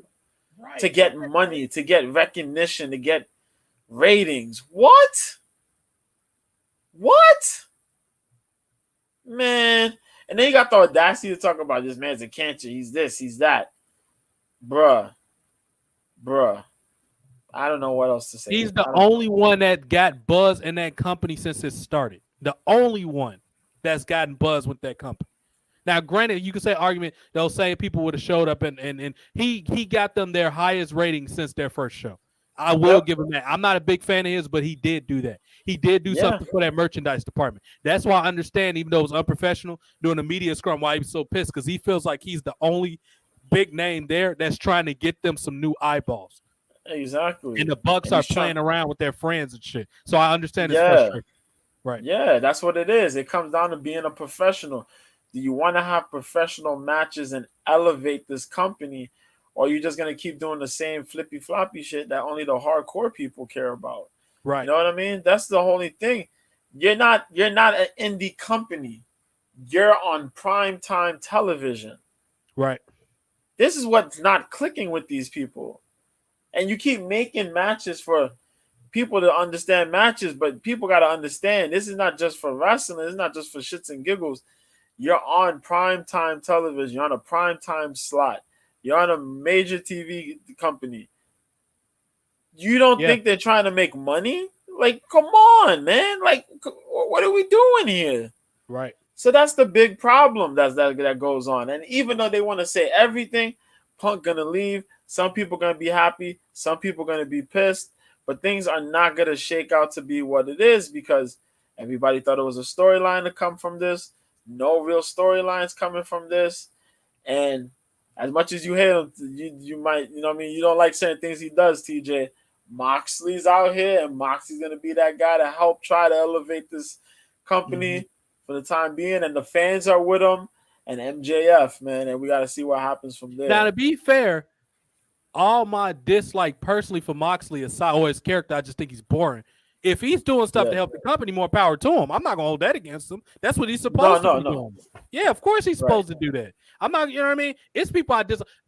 You know how much I dislike the Young Bucks. You know I just really dislike them. However, you've never, ever, and I don't mean just JoJo. I mean y'all that's listening. You've never in your life, I dare you to go back on any of my podcasts and not hear me say that the Young Bucks sold a lot of T-shirts. I will forever get them credit.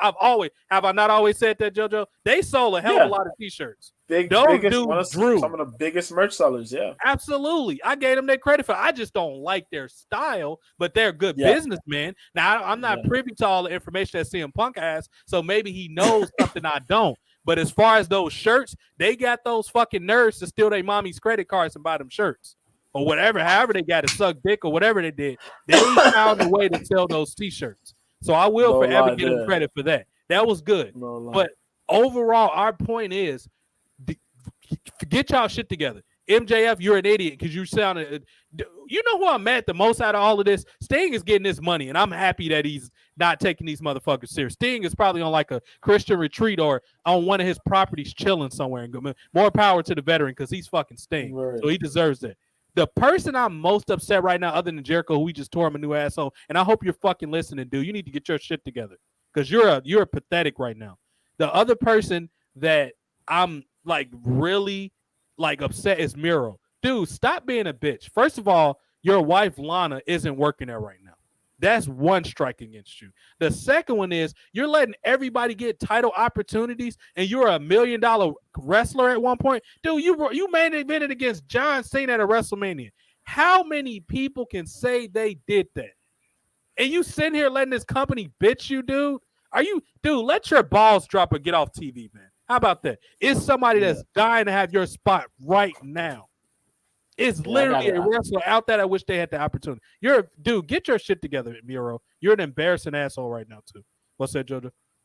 No, I was just saying, I totally agree with that, man. For a guy who has many quote-unquote accolades as he has, man, you gotta. I say accolades because his finishing move was an accolade. Right. I get that's pretty cool. The guy is good in the ring, but he's been horrifically misused, man. This guy had the TNT title. He lost the TNT title. This man was in drift, La La Land. Nobody knew where he was or what he was doing. He was just sitting out, really. He had on a pink shirt and stonewashed jeans with a gay-ass Backstreet Boy haircut. That was your first character, dude. Yep. They came in and goofballed them with Kip Sabian. No reason for that whatsoever. Like Miro was supposed to help Kip Sabian out or something. You know what I mean? Right. Like, bro, we're not highlighting Kip Sabian. We're highlighting you. We're happy you're out here wrestling. Right. But he's This been Kip so Sabian dude got forever. He's young. He has forever to make a career. Yeah. Know? And that dude, poor Miro, got misused, man. Good TNT title run. Not many matches as we expected him to have, but he lost the title, which was horrible. But then he was just horribly misused. And then he came back, and it was him arguing and being mad with his creative. And then he got in the feud with, the House of Black. And then that's when he came back. And now he's not there again. But he was super happy as hell at Sheamus' wedding over the weekend, though. Big shout out to Sheamus. He got married. Oh shit! I didn't know Miro. They had the League of Nations at the wedding, huh? Yeah, so they had Claudio over there. Claudio was at the wedding, and Miro was there at the wedding. Nice. Yeah, they was there with their misses, their wives, and all that. Right. And it was a pretty good picture out there. So big props to them, man. Yeah, man. Yeah, they had a kilt. They had a kilt theme and all that shit. Yeah, it was crazy. Sweet. I'm not a big fan of Sheamus. He's a boring piece of shit, but congratulations to him getting married, though. Yeah. You know what I mean? Dude. I think, they were there. Who was it? Sasha Banks, Matt Riddle, Damian Priest. A couple folks was out there, man. Yeah. Interesting. So big props, yeah. The type of people that be friends you would never expect. That's interesting. You know what's funny about all this, JoJo? Think about this. Fucking Daniel Garcia has had more matches on TV this year than Miro. Think about the world we live in, man. Exactly. And for some odd reason, this man, Tony Khan, refuses to let go of the fact that you cannot try to push for Daniel Garcia to be a star in that company. He lacks mic work. You cannot force this guy, and you got him looking awkward, and he's your Ring of Honor, the company y'all brought. He is the pure champion. Is it the pure champion? I think he's the pure champion. I didn't even know. Yeah. I don't know anything about He's the pure this. champion. Mm-hmm. What the fuck are we doing? What is going on? Yeah, he's the pure champion. What? And he's just there. That's my fellow New Yorker, but he's just there. Like, matches, really good technical worker. Okay, I get it. But everything else, he's just there. I was just looking at weird. My fault. It's just weird though. My fault. Go ahead. You could have I see him on a PWG show, right? Yeah. And I could look at that match and see him show some charisma, show some character. But you come on primetime TV and you're as interesting as Soggy Biscuits. What the fuck, man? You know what it is, JoJo? And this is something that we've talked about a couple times. And this goes back to when we were joking about William Regal. When you go to that company, and this is the problem that Paige is dealing with, Saraya. I love Saraya. She's a good friend of mine, but she's going through a drought right now. The problem with these people is when you go to this company, you get infected by that unprofessional culture there that say, oh, you paid your dues because you're in the India, you were trained by this person or that person. That's what the problem. They sprinkle you. Remember that bit on Chappelle's show when he was like, you ever notice when every black guy is found by the cops, they sprinkle crack on them? When you go to AEW, they sprinkle cuck juice on you.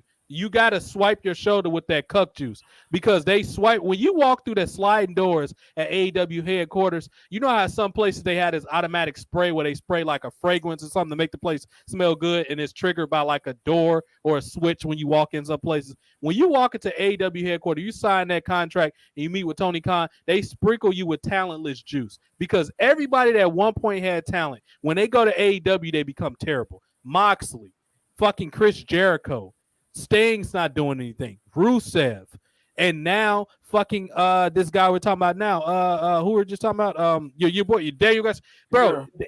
Saraya, Paige got terrible. She lost. She has more charisma on Twitch than she does in AEW. Yeah, you lose all your charisma. Yep. It wasn't that Britt Baker's gimmick, the role model or whatever. Wasn't that her bit for a while?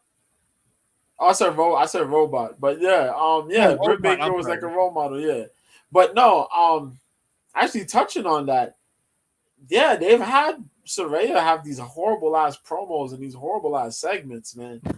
And it's like, bro, you're trying to distract attention from her and possibly have her have a match with Britt Baker, but it's like, bro, you motherfuckers have not learned yet to move on from Britt Baker, bro.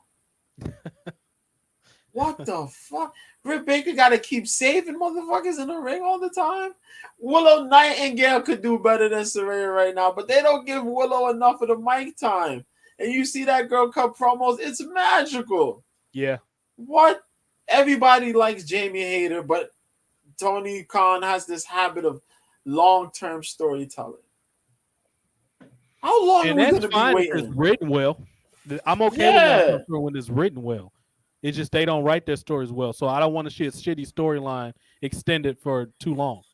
It's what they need over there. And I don't and I gotta put a little bit of responsibility also on their producers. Goldust and people like Billy Gunn. Bro, y'all all work for WWE under the Russo era. Y'all should know how to fucking be characters and produce characters. Shame on y'all for just being happy to be there. Billy Gunn, you let fucking Swerve Strickland rape you, dude. Like, get the fuck out of here, man. Goldust, I don't know what you're doing. Or Dustin Runnels. I don't know what the fuck you're doing right now, dude. All y'all, and Jay, what's the guy that worked with Van Damme a lot? Lynn. Bro, I never thought you were that big of a deal. I'm not going to lie. You had some cool matches with RVD, but you're a work rate guy. Dean Malenko and Arn Anderson, y'all all work rate dudes. Anderson should know how to produce stuff because you're in the Four Horsemen or whatever. Dude, y'all need to get this shit together, man. You really need to get this together. And what they need is some people. They need like Foley's. He's a cuck, but Mick Foley actually is talented. He knows how to write storylines. You need people like Mick Foley, Shane Douglas, Raven. You need people like that. God rest his soul. Kevin Nash. People that know how to make sense out of stuff. Because the people they got now, they surround themselves in an echo chamber of people that's only going to tell them what they want to hear. And that is not conducive to growth in any company. And that is exactly the issue right now with AEW. Not only do they have a moronic, idiotic manager and CEO who doesn't, he's just a fan that wants his action figures to do good. They need, and their head writer needs to be fucking Vince Russo. If these idiots, the biggest company in the world, WWE, aren't going to hire Russo because of reasons or they don't like him, AEW, how about y'all fucking sign Vince Russo? He's not working in a wrestling company. What the hell is wrong with y'all? Because y'all know he's going to tell you stuff that's bro, what is this bullshit, bro? You got this guy here, very talented, tall, 7 feet tall guy, Luchasaurus. He's doing absolutely nothing, bro. I don't get it.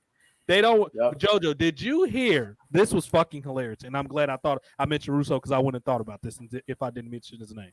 Did you hear Road Dogg, Lapdog, who's back working with WWE, on Russo's show trying to sell Dakota Kai to him? And Russo was not going for it. He's like, bro, I don't see the appeal of these girls, bro. I don't get why she gets so much TV airtime, bro. Road Dogg was like, well, you'll see it, man. You're not sold on her right now, but you give her some time. Dakota Kai is terrible. And y'all say she's a great athlete. Yeah, she knows she throws decent kicks, but she's weak as hell. She can't lift anybody. She can't do shit. And they gave us this stupid ass. They brought out her face, giving her pink and white hair. She's not that attractive in the face. She lost her booty. She was thick when she first got to WWE.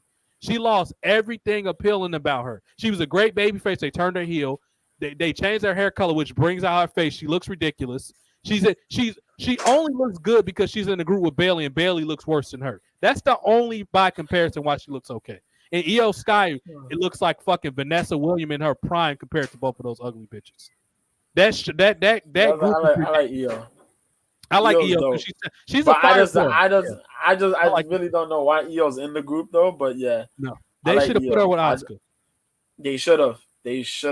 She should have been. They should have had her just enter and like just immediately stalk and attack Asuka, and then they feud like that. She had a cool presentation. The Matrix, the strobe light, and all that shit looked cool. She had good feuds with Bianca Belair and others. Lacey Evans, another one. I don't even want to. She hasn't been mentioned in a while. I don't know if she got heat or she's taking a break. I don't know what's going on. Dude, AEW is in terrible shape right now. What's that? I was gonna say, they just don't like Lacey Evans. I just don't know what's going on for Lacey. They're idiots that don't understand talent. But Seriously. AEW's in terrible shape. That's why I don't watch this garbage. I only brought it up because I know some people want to hear about it. I'm not going to waste my time watching. They got AEW is going to have like a.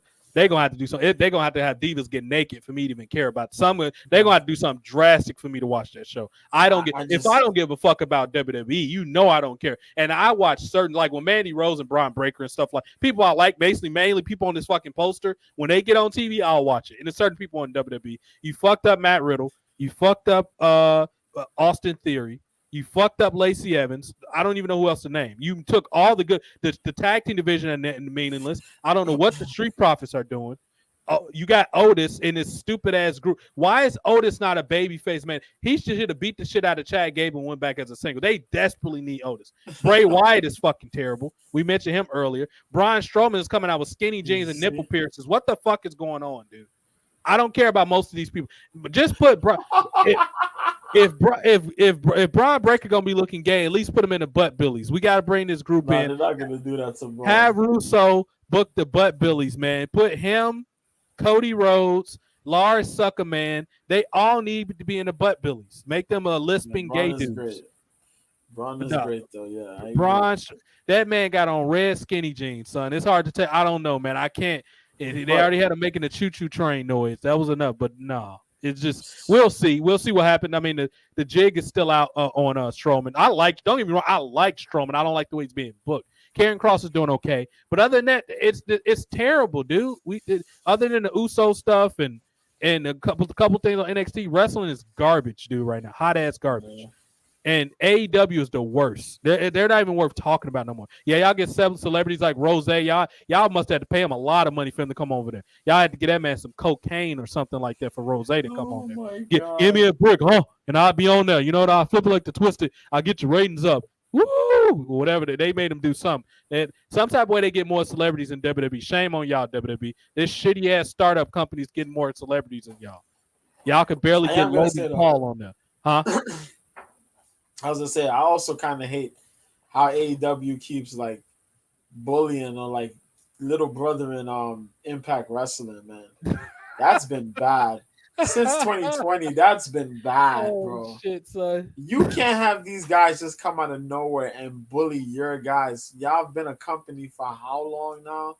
Right. What are y'all doing? Right. You know that whole world title situation, but now you see. These dudes honor no more. What is it? Matt Taven and was it Bennett? Yeah. Maurice. I'm not Maurice. Yeah. Maria. Matt Bennett and Maurice. Yeah. Yeah, Maria. Yo, they left. They signed contracts to AEW. They showed up on AEW Rampage a while ago. I think was it at the end of AEW Rampage or AEW Dynamite? They showed up. Mind you, they're still showing episodes of these guys in Impact Wrestling. Right. And you still have them in a storyline in Impact Wrestling, but they're having live matches here on AEW. What are you doing? What type of disrespectful stuff is that? I don't know, man. Bro, this man Taven wrestled. Did he wrestle Samoa Joe? Or I think he wrestled Wardlow. Yeah. He wrestled Wardlow. I think it was last week or the week before. Mm-hmm. Yeah. What? And you still didn't. And Honor No More didn't disband on Impact Wrestling. What are we doing here, man? Bro, dude, I don't know. They just keep bullying these guys. That's one way to look at it, JoJo, with the bullying. Bad. Well, it's one way to look. I get what you're saying. That's one way to look at it, that they're being bullied. However, when you got autistic Peter Griffin as your GM and he's fucking retarded, I mean, what can you do? Like Scott D, an idiot, it's not helping him out much. He's a fucking stupid asshole that don't understand business. So I want to see Impact win, but they got to get out of their own way. Impact's in their own way. They had all this talent lead. When y'all lost W. Morrissey, y'all was done after that. He's the most recognizable name that y'all had in that company. You were done when you lost Big Cass. That was it. There's a lot of L's they took, man.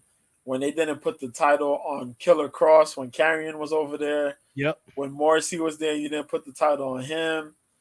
Bro, y'all just, bro. They pissed off EC3. They made the Hardys quit. They just been because Scott D'Amore wants to be an indie. He turned it into a stupid indie show. It looks like shit. The presentation, you got women beating men. You got digital belts that means nothing. That show is fucking terrible, dude. Even Mickey James, as talented as she is, can't save that show.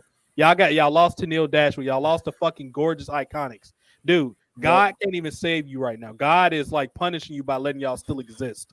And the only thing that's keep y'all open is the generous donations of the local politicians and the church with the food drive boxes. JoJo, if I got to give my man JoJo some credit. My good brother JoJo, who I'm becoming very close with. We've developed a great relationship working with each other the last 3 years. JoJo is very involved with his church. If y'all make sure y'all say congratulations to this man. He's been sending food drive boxes to Impact Wrestling for a couple years now. Him and his church. They've been sitting. I am in church, bro. We don't do that for Impact. Come on, man. They send in peanut butter and powdered milk and bread and meat, lunch meat. They sending good. They signed off a tariff with the government to get the extended EBT to these at-risk youth in Impact Wrestling. JoJo's church is doing great things. Shout out to the Bronx City and all these church drives that they giving to Impact Wrestling. I've been meaning to mention that for a while now. I didn't expect that. I didn't expect you to say that. God, that's why I always like to catch him on his toes. Fuck, Impact is pathetic, man. Damn. If y'all can't distinguish our voices because we're not on the screen, I'm the one that's talking now. I'm TJ. And JoJo is the one with the New York accent. If y'all haven't figured that out by now, but it's just this is our show. We've been going strong. We keep it a buck. That's why we say this is the most controversial show on there. Mr. B 1986. Follow him on Twitter as always. That's JoJo. We're not done yet, but I'm plugging before I forget. We'll be done in the next 15 minutes. But yeah, he do MMA. Cope's Corner every Friday. They do MMA selections. Dude, we talk about good shit. We do movie reviews when it's worth doing. I got to see Black Adam and what the fuck else? I got to see Woman King. It's some stuff I don't want to see. Yeah, I gotta watch. I gotta watch Black Adam and the Black Panther. Yeah, Black Panther. I gotta watch. I'm waiting for Black Mafia Family to come back. Bel Air. All American is currently going on. They're on a week vacation this week. That's going pretty good this season. What else I watch? I'm finishing up Animal Kingdom. I'm on season 6 now. I got to finish watching that. We watch good shit, bro. Wrestling is just whenever it's good, basically. We're not going to torture ourselves. Cobra Kai season 5 ended a couple weeks ago. We're not going to torture ourselves with bullshit, man. Sorry. No. We watch good shit. I'm waiting for Bel Air and Black. I can't wait for Black Mafia Family. That's my favorite show at the moment. And also City on the Hill, but that ended already. JoJo, let's talk about the last but not least with wrestling. Wow Wrestling. AJ Lee is on commentary. David McClain is great. He plays the campy commentator guy, straight guy, pretty good. They got the Mexican girl with the briefcase with the thing. That's pretty good. You can tell they got that from what was the El Rey show? Lucha Underground. There you go. We got Beast, who looks like. Well, how does Beast look better than every champion, woman or man, with the exception of Roman Reigns and Braun Breaker? Why does she look better than? I think she's a she. I'm not sure if transgender or what the case may be, but Beast looks more. Transgender. She's a she. Okay. She's a she. Yeah. How does Beast look more intimidating than every single champion not named Roman Reigns and Braun Breaker? She literally looks like she. JoJo, can you imagine what Beast? And if y'all not watching Women in Wrestling, it's on CW every Tuesday, I believe, Tuesday evening. Set y'all recorders. Get Sling TV, get some. This is like the only show, right? Yes, they got editing issues they need to work on. They just got back. They're gonna need time to work out the kinks. It's fine. The editing and some of the girls need to get more polish in the ring. But as far as they got actual fucking backstories to every character that fucking wrestles. That's all. My favorite act right now, I don't know, JoJo, other than Beast, of course, is the girl, the coach and the girl. I love their act. Coach Caponelli and all that shit is entertaining.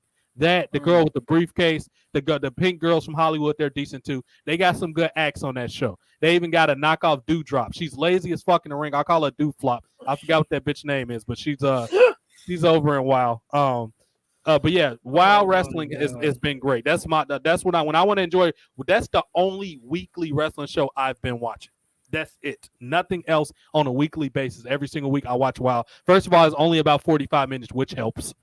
And it's well produced and it's tight. It's tightly put together. But Beast, JoJo, can you imagine what the Beast would do to Johnny Gargano. She will rape him and throw him back out to his wife. If she will beat that man's ass. If y'all don't know who the Beast is, look up the Wild Wrestling Beast. But JoJo, what has been your impressions of Wild as of late? Shout out to AJ. Yo, I can't. I do watch. I have managed to catch up quite a bit. Yo, I can't argue for what they produce. And in that time slot, just the hour with the commercials, the hour for 40 something minutes. Sure. Yeah, yo, they don't miss. It's really good. It's eye catching, man. Let's say you just flicking through the channels and you seeing that, you're gonna want to watch. You're gonna be like, yo, who's these ladies? They got a lot of characters. We could say There's a lot of characters. That's on there. Some really hot ladies they got up in there too. I'm not gonna lie. You know what I mean? Lord, there's a couple. There's a lot. There's a lot. You also got a couple good indie vets that are in there. Good wrestling veterans that have been there. In the game for a minute, like Holiday, and there's a couple others there too. But yeah, I've really loved it. I like seeing AJ Lee on commentary there. I wouldn't be surprised if we see her in the ring. Yes. In a match. I would not be surprised. I would be very hyped for it, though. It would be really, really cool, man, to see her, compete there. And as I say, man, I don't know how Tony Khan fumbled the bag on that one either, but here we are. And, yeah, man, really good product, though. So give big props to them, man. We're on the screen for 1 second. I love all the stuff. I love all the little segments, all the little camera, the little sidebar segments, the backstage stuff. Really good things, man. Really good stuff. And they don't prolong it. They just keep it real short and sweet. So I was like, yo, no arguments there. Right. And we got on here for a second because I was about to show y'all the roster. I don't have my green screen up. That's why it looks kind of fuzzy. My green screen, I just haven't had a chance to set it up. But I will. So probably about Christmas or something. But yeah, man, we got JoJo. Yeah, this is what we look like. Y'all can see us for a sec. I haven't been on screen much lately. I took my braids down. I literally just took them down and washed my hair, so I got my fro out now. But I'm gonna show y'all the Wild Women's roster because, like JoJo said, it's a lot of very attractive women. I'm just gonna show y'all this real quick right here. They call us superheroes. I like it. And we on the screen. Yes, we are. There we go. Okay, they even got a knockoff Lacey Evans, whoever this is right here, Adriana Gambino. She looks like you could tell they're going for like a knockoff Lacey Evans character right there. Right. Americana, I haven't seen much of her. She looks like another Santana Garrett. BK Rhythm is great. I like her too. I forgot about her. She's really good. I like her too. Yeah, I seen her on. She was wrestling a little bit NWA. Yeah, interesting. And a little bit the regional. I mean. The regionals there, yeah, you can say the territories, the other territories there, yeah. Good for her. She looks young. She reminds me a bit of WWE's what's the Breaker's girl name? His girlfriend, the skateboarder girl. You know what I'm talking about, Joe. Cora Jade. Cora Jade. She got a little bit of the Cora Jade energy going on there. Yeah. We got the Wild Girl Chainsaw. Is this Do Flop? I think that's Do Flop right there. That might be her. It looks like her. It might be. I don't know her. She looks like she got the Candice LeRae joint going on right here. Yeah, that's the first thing I noticed when I seen her on TV there.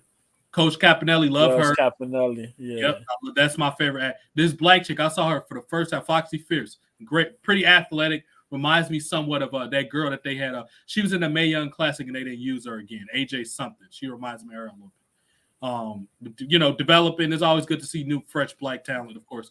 Exodus, cool name. I haven't seen nothing much of her yet. I'll see. Actually, WoW came on tonight. I got to watch it. I'll probably watch it before I go to bed. Because I got to work in the afternoon tomorrow. I got to watch that. I'm sorry. Watch that. But hopefully she wrestles soon. Haven't seen Exodus. Fury. That's like probably one of their darker characters. Did I see her? I think I saw like her. She got a look, boy. Lord, she remind me of like Daphne. Yeah, if Daphne would have kept running. Yeah, and a little bit of what's her name too. She's got a bit of the sensational Sherry with the paint thing or whatever. She got a Sherry thing going on a bit. She like she's going for an MMA demo right here. Genesis. She got the fist thing going on. So she looks like a kind of like a Gianni. She might be like a fashion character or something. She looks decent. I've never seen G.I. Jane, but that's cool. I'm cool with that. She's just a sister, so that's cool. Got other dark hair. Oh, they're a group. I remember these girls. Heavy Metal Sisters. I forgot the other girls. I like them too. Yeah. They're pretty cool. Holiday, of course. Better. Yep. They locked Holiday in there, man. Yeah. I've seen a little bit of her. Interesting. Saw her before. I saw her. Jesse Jones. She's a vet. She's been there for a while. She's great. WWE needs to get her at some point. If you're not either team up with Lacey Evans or something like that, they need to get her at some point. What's that, JoJo? You know who she was tagged up with before she ended up leaving? What's homegirl's name that's in AEW? Oh man, what's her name, man? I always remember. She used to be with Red Velvet. The white girl, man. I can't think of, but I know what you're talking about, though. I forget her name, man. Yeah, I know. But yeah, her and her were a tag team for quite a while on the show there, but in the first season. But yeah, she ended up. I always forget homegirl's name though. Yeah, we'll have to find that at some point, and when we do on the next episode, we'll tell y'all what her name is. You talking about a name that's a character in general. That's the name itself is topical. Candy Crush, that's been a popular game for like 10 years. You would have thought a major company would have came up with a character like this, like WWE. Right. How are they just not coming up with a character named Candy Crush? This is a smart girl because that's a very topical. That's one of the most popular games ever. Mobile games, Candy Crush. She reminds me a bit of like she'd be a part of the Anoa'i family. She's kind of got like the Simone Johnson, not Simone Johnson, but Tamina thing. Yeah, they got that. She looks like Tamina too. I think they're a tag team. Yeah, they're a tag team. Yeah. Yeah, and how does it take for them to figure why? And this has been a problem in modern wrestling for a long time. Tag teams are supposed to fucking match. They figured it out. They both are matching. Most tag teams don't. Keita Rush, I haven't seen much of her, but she's got an interesting name. And they also got better names than WWE too. Mainstream wrestling in general. Lana Starr, she's better. Star, yes. That's a good job. Whatever. Or the other girl that's with her, they do a good job. Lori Cross, I haven't seen her, but she's got an interesting look. I call her Tamina Wow, Laya Makoa. I always forget her name, but you can't tell. That's a prettier Tamina. She's a more effeminate looking Tamina. I like her. I've seen her work. She's a good baby face. Lindsay Carlson, I might have seen a little bit of her. She's decent too. She looks like a Miko Satomura or somebody. She might be Malia Hosaka. That's old school, bro. She looks. You want to talk about old school? That's like 80s, late 80s, 90s wrestling, bro. Was she with Bull Nakano and all that? Huh? Was she like in the Bull Nakano era and all that stuff? Stuff like that, yeah. Yeah. She's been in wrestling for a while, man. You'd be surprised, man. She got a lot of titles she's won and a lot of big matches she's been in. Right. And then she just wandering through the indies, man, and other places. This is crazy. But she's never had to stop in WWE. Maybe in the 80s or something, but I think she wrestled in the 80s. Yeah, she wrestled back in the day, yeah, for the WWE. I know she was in WCW, I think, but yeah, she's been around. Yeah, WCW used the Japanese talent a lot more. ECW too. Mez Mariah, cool dad's name. She's in that group. I like her. Like Mez Mariah a lot. That's a dope name. I like those girls. Yeah, they look cool. She's kind of got like a Dana Brooke gimmick going. She looks like Dana Brooke right here. Yeah, she's kind of almost look like twins if you just like switch hair colors. Yeah. Yeah, that's the scary part. That's the scary. Funny. This is what Sasha and Bailey should be. That looked like something Sasha and Bailey should go for. Kind of like glamour. Penelope Pink, she's with Lana Starr. That's Lana Starr's protege. Yeah. Princess Aussie. I don't know much about her. You could tell that. I love her. She's one of my Randy Rara. She goes with Coach Campanella. She's fucking great. She reminds me of early day NXT Alexa Bliss. That's what she reminds. She's fucking great. I love Randy Rara. Razor, she looks cool. Del Rey, I've seen a little bit of her. She's decent. I haven't seen much of her. Sahara Spears, cool name. I like alliteration. SS, I like that. Another one, Samantha Smart. Look like she's going for librarian type or the Blue Pants gimmick. What's Blue Pants' name again in AEW, JoJo? Leva Bates. Leva Bates. There you go. Leva Bates. Yeah. Damn, that's another one who's barely on real TV. Like she can act too, which is weird. They don't. Yeah. They don't respect characters for whatever fucking reason. But I don't know, man. Kind of a long name, but cool look. Siren the Voodoo Doll. That's too much. She could just be, Voodoo. Well, I guess she couldn't. Yeah, that's okay. I guess I see what they're going for, not to get copyrighted. But this lady's interesting. She's kind of like the only manager like heel character they got. A lot. Her and David McClain gets into a lot of segments. Sophia Lopez, great, like her. Don't know much about her, but she's going for some type of cheerleader thing or something. You're talking about the ace right here, Beast. That's the world's champion right now. She should, if she don't have a run in WWE or AEW, they're idiots. which I wouldn't be surprised if they are. The disciplinary, I love it. I love it, love it, love it. I haven't seen her, but I love the gimmick already. We already talked about them, the Tonga twins. Tika Chum, I don't think I've seen her, but like she probably should go with them based off that name. Yeah. Tormenta. I don't know why it seemed like she probably worked for Conan at some point. She's got that look that she might have worked. Yeah, she's wrestled a couple places here and there. Okay. Yeah. She's one of the few luchadoras that I like that actually has a personality. They just don't do spots. I actually seen her wrestle. She's pretty good. Vivian Riviera. I don't know who she is, but she's gorgeous, and she vaguely looks like Taraji P. Henson. She's gorgeous, though. She's going for like some type of pilot thing or something like that. But good for her. This is watches every week, and it's ironic today is actually came on yesterday. It comes on Tuesdays. But yeah, that's what we got going on there. We're gonna pass to JoJo now that you finish us off with UFC. We went a tad longer than I was planning, but that's fine because we haven't done the show in a while. Next show on Saturday, that's probably gonna be more of a cut and dry show, maybe 90 minutes at the most. We're just gonna come, hit it and quit it with WWE Crown Jewel, and that's if they fucking have it, which is right now they playing.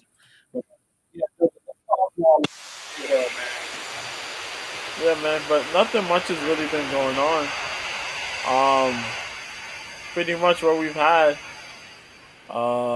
is what we've had pretty much. We had UFC 280 that happened. They went to the island. Yas Island. They went over there. They had the matches. They had the fights. A couple good fights. Islam Makhachev beat Charles Oliveira for the title. Made it look easy. Second round submission. Aljamain Sterling out of Long Island, New York here. Jamaican native that lives out here though. He beat TJ Dillashaw to retain the title. Everybody thought he was going to get beat up, but nah. TJ walked into the fight with a crazy shoulder dislocation injury and tried to play it off. And he eventually re-injured it and then got beat up. And then want to talk about he apologized. I don't understand why the fuck would you enter a fight injured, but this motherfucker really thought that he'd injure his left hand and he'd be unbeatable. Fucking weirdo. There was a couple other good fights on the card too as well. Up in the Yas Island. But overall was pretty good. A lot of the Russian and Islamic faith folks, they won most of their fights. Can't really hate on that. We had MMA over the weekend. Calvin Kattar and Arnold Allen fought. Arnold Allen beat Kattar second round TKO. Kattar got injured in mid-fight in the middle of the first round. Towards the end of the first round, blew out his fucking knee and then tried to go back out there and fight again, but he dropped. His knee was gone. So he got probably got an ACL, MCL tear, crazy shit going on, but Godspeed to him. Hopefully he gets better. Jake Paul fought Anderson Silva over the weekend too, last weekend.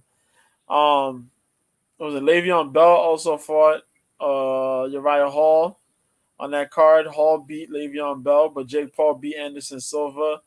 Was somewhat of a close fight. It was a very entertaining fight. Some people don't want to give credit where credit is due to Jake Paul.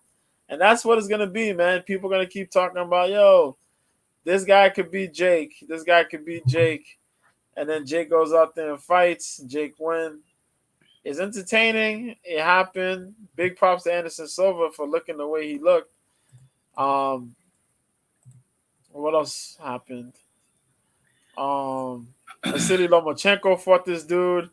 They had a really good fight. It was a lot closer. Well, not really closer, but it was a lot more competitive than people thought it would be. But Lomachenko won after taking that long hiatus because he went to the army. And he went out there and fought in the Ukraine. So that happened. We got this, Terrence Crawford and Errol Spence beef that's still going on with contracts and people trying to fight, but nobody trying to make the fight. And people think one person's ducking the other person, but it's the way they do these stupid contracts.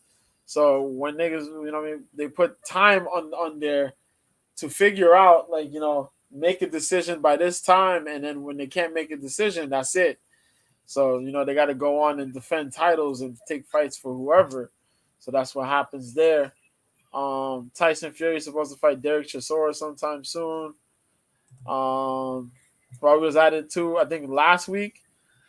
Your boy Deontay Wilder, he knocked somebody out cold in the first round. Damn. That was pretty dope. Knocked that dude Hellenius out cold with a short, straight right hand, man. That right hand is death. I don't care what anybody says. When Deontay Wilder cracks you with that hand, if you survive it, you one of God's children. I swear to God. And he hit this man with the shortest of right hands, and it still made a thud. It still made a loud thud, and this guy fell and was stiff as a board on the floor, on the mat, out cold. Bro, Deontay Wilder's amazing. And so he's looking to make another fight. So we're going to see what happens. I hope he can get a really good fight coming up. Maybe against Andy Ruiz, who beat Anthony Joshua a while ago. Maybe it's Anthony Joshua. But other than that, man, I hope, we got some good fights out of there. That's MMA stuff. Oh, yeah, Bellator had a card, but it was in Italy. And they barely promoted the hell out of it, so a lot of people forgot it even existed. That's pretty messed up, but it is what it is. That's Bellator for you. Bellator gonna Bellator. And that's that, man. This weekend is gonna be pretty dope. Two of the top strawweight females are gonna fight on the UFC. The UFC card, it starts at 4 o'clock, I think 4 p.m. Eastern, 1 p.m. Pacific. Then these main card 7 p.m. Eastern, 4 p.m. Pacific. But yeah, pretty challenging card, man. A lot of really good matchups, some good returns. We did lose some fights to injury, but we'll see what happens there, man. But other than that, me and Mike gonna do the show on Friday, 9 p.m. Eastern, 6 p.m. Pacific. Catch that. We're gonna review last week's fights, this week's fights, and our bets. That's it. Sweet, man. Yes, sir. And as always, follow him on Twitter, Mr. B1986, the latest and greatest, all most recent information on MMA, UFC, everything, always. Humor, jokes. Me and JoJo send each other random banter or shit sometimes on Twitter, like I'm at work or the middle of the day, and I'll send him some stuff. And make sure you follow that man. He's great. And I like putting up these fight videos just, while we talking, just have something to look at. And I was just snickering, JoJo, watching some of this crazy ass shit where you were talking. These dudes like busting each other glass out. And I'm thinking like, dude, if you bust my car glass out, I will murder you, dude. Yeah. Like, what? Dude, just take these dudes treated the fight, son. Like, what? Yeah, they treat it like it's a regular thing, man. This man bust this dude. I'm going to go back to this one thing. He bust this man car window because he whooped his ass in the fight. As he was leaving, he busted his glass right here. I think he cut him off on the road or something. He reached in the car. He stole him. He knocked the shit out of that dude in the driver's side. This dude waited for right there. Look at that. He bust that man window. Bro, that dude would have been dead. I would have murdered that man. Yeah. He break my window. This was funny as fuck too. Like, I don't know what these dudes got into. It's like they're clearly sitting at a light or traffic or something like that. Did he throw something at him? I don't know what that was. Look at this. God. This is like most AEW fights. Look at this. This is more intimidating than AEW. Look at these two dudes. These old ass dads fighting like what the two Pee Wee Hermans. Look at this shit. Oh shit. Oh my God. That's that last kick. He's like, I don't want to hurt you, son. That's what you do to your little brother. Like, calm your little ass down. He little broed his ass. Bro, never wear a hoodie to a fight. It's a weapon. Yes, it is. Yes, it is. This man broke this man window out, son. Because I saw that way too much in these videos. Damn, this is crazy crashes. Look at this shit. Why? Why, though? Bro, you got all the space in the world. Why would you do that stupid shit? This man is pushing this dude with a PT Cruiser, trying to push a fucking truck. Look at this stupid fucking idiot. What the fuck? Oh, this one was fun. This is the last one we're going to play. This dude, these two workers, this man got a wood plank. Look at this, son. He got plankton out. And I don't know why the camera zoomed up. What the fuck, dude? This man hit this man. Now watch this man. He about to go get like a club or a bat. He was like, bro, you want to fight dirty? This man popped his trunk on this dude. He got like a bat. Look at this shit. He must have hit him with a nail because that dude's rubbing his arm. Now, yeah, you look at dude with the red shirt. Your ass ain't so tough. Now that man went to get that bat. Look at this. These two grown-ass men who could be doing anything else are sword fighting with a bat and a wood plank. Look at this stupid shit. What the fuck? Hey, they got some lightsaber ability, though. I'm not even going to lie. They got some lightsaber abilities, son. Oh, man.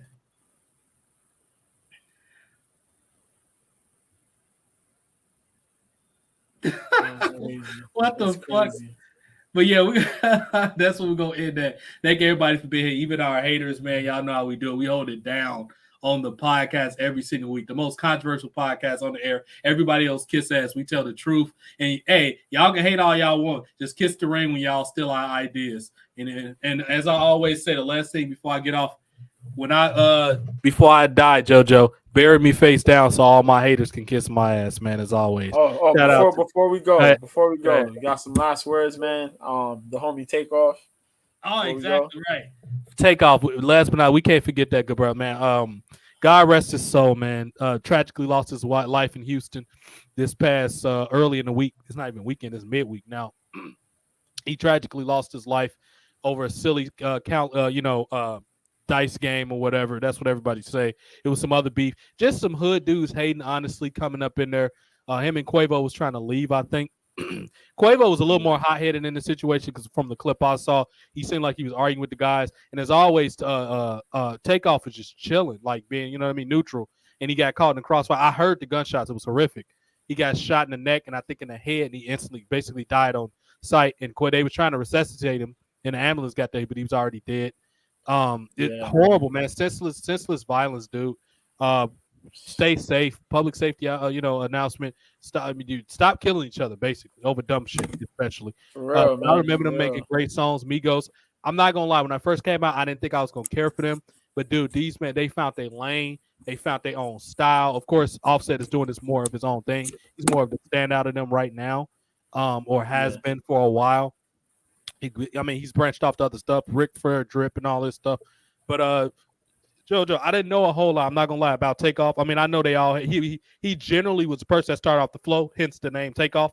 He had a very distinctive rap. He rap pretty fast, but he was, all accounts for what I hear, a very good guy. Anything in particular you want to share about him? No, man. He was really dope. Yeah, one of the underrated guys in the group. As you said. True, he minded his own business. He always stayed in his own lane. Never really liked being in the cameras much unless it was with, Quavo or Offset. That's Quavo's nephew, if I remember correctly. Quavo's nephew, and Offset's brother. So it's kind of crazy, man. Thoughts and prayers with him. His family, his friends. It's just sad, man. 28 years old. And all these dudes had the ability to put out music. Even though the music at the beginning, we kind of hated. Kind of be like, this mumble rap stuff. Right. They kind of evolved the flow of that mumble rap and really turned it into something different.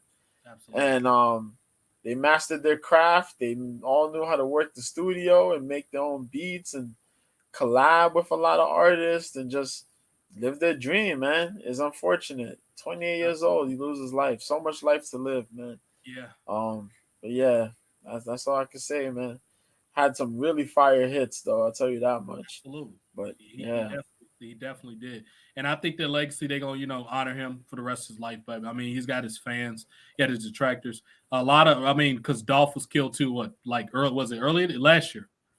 Yeah. Almost a year to the day. He died in November. Now that I'm thinking about it. Yeah. Yeah, he died like mid-November last year.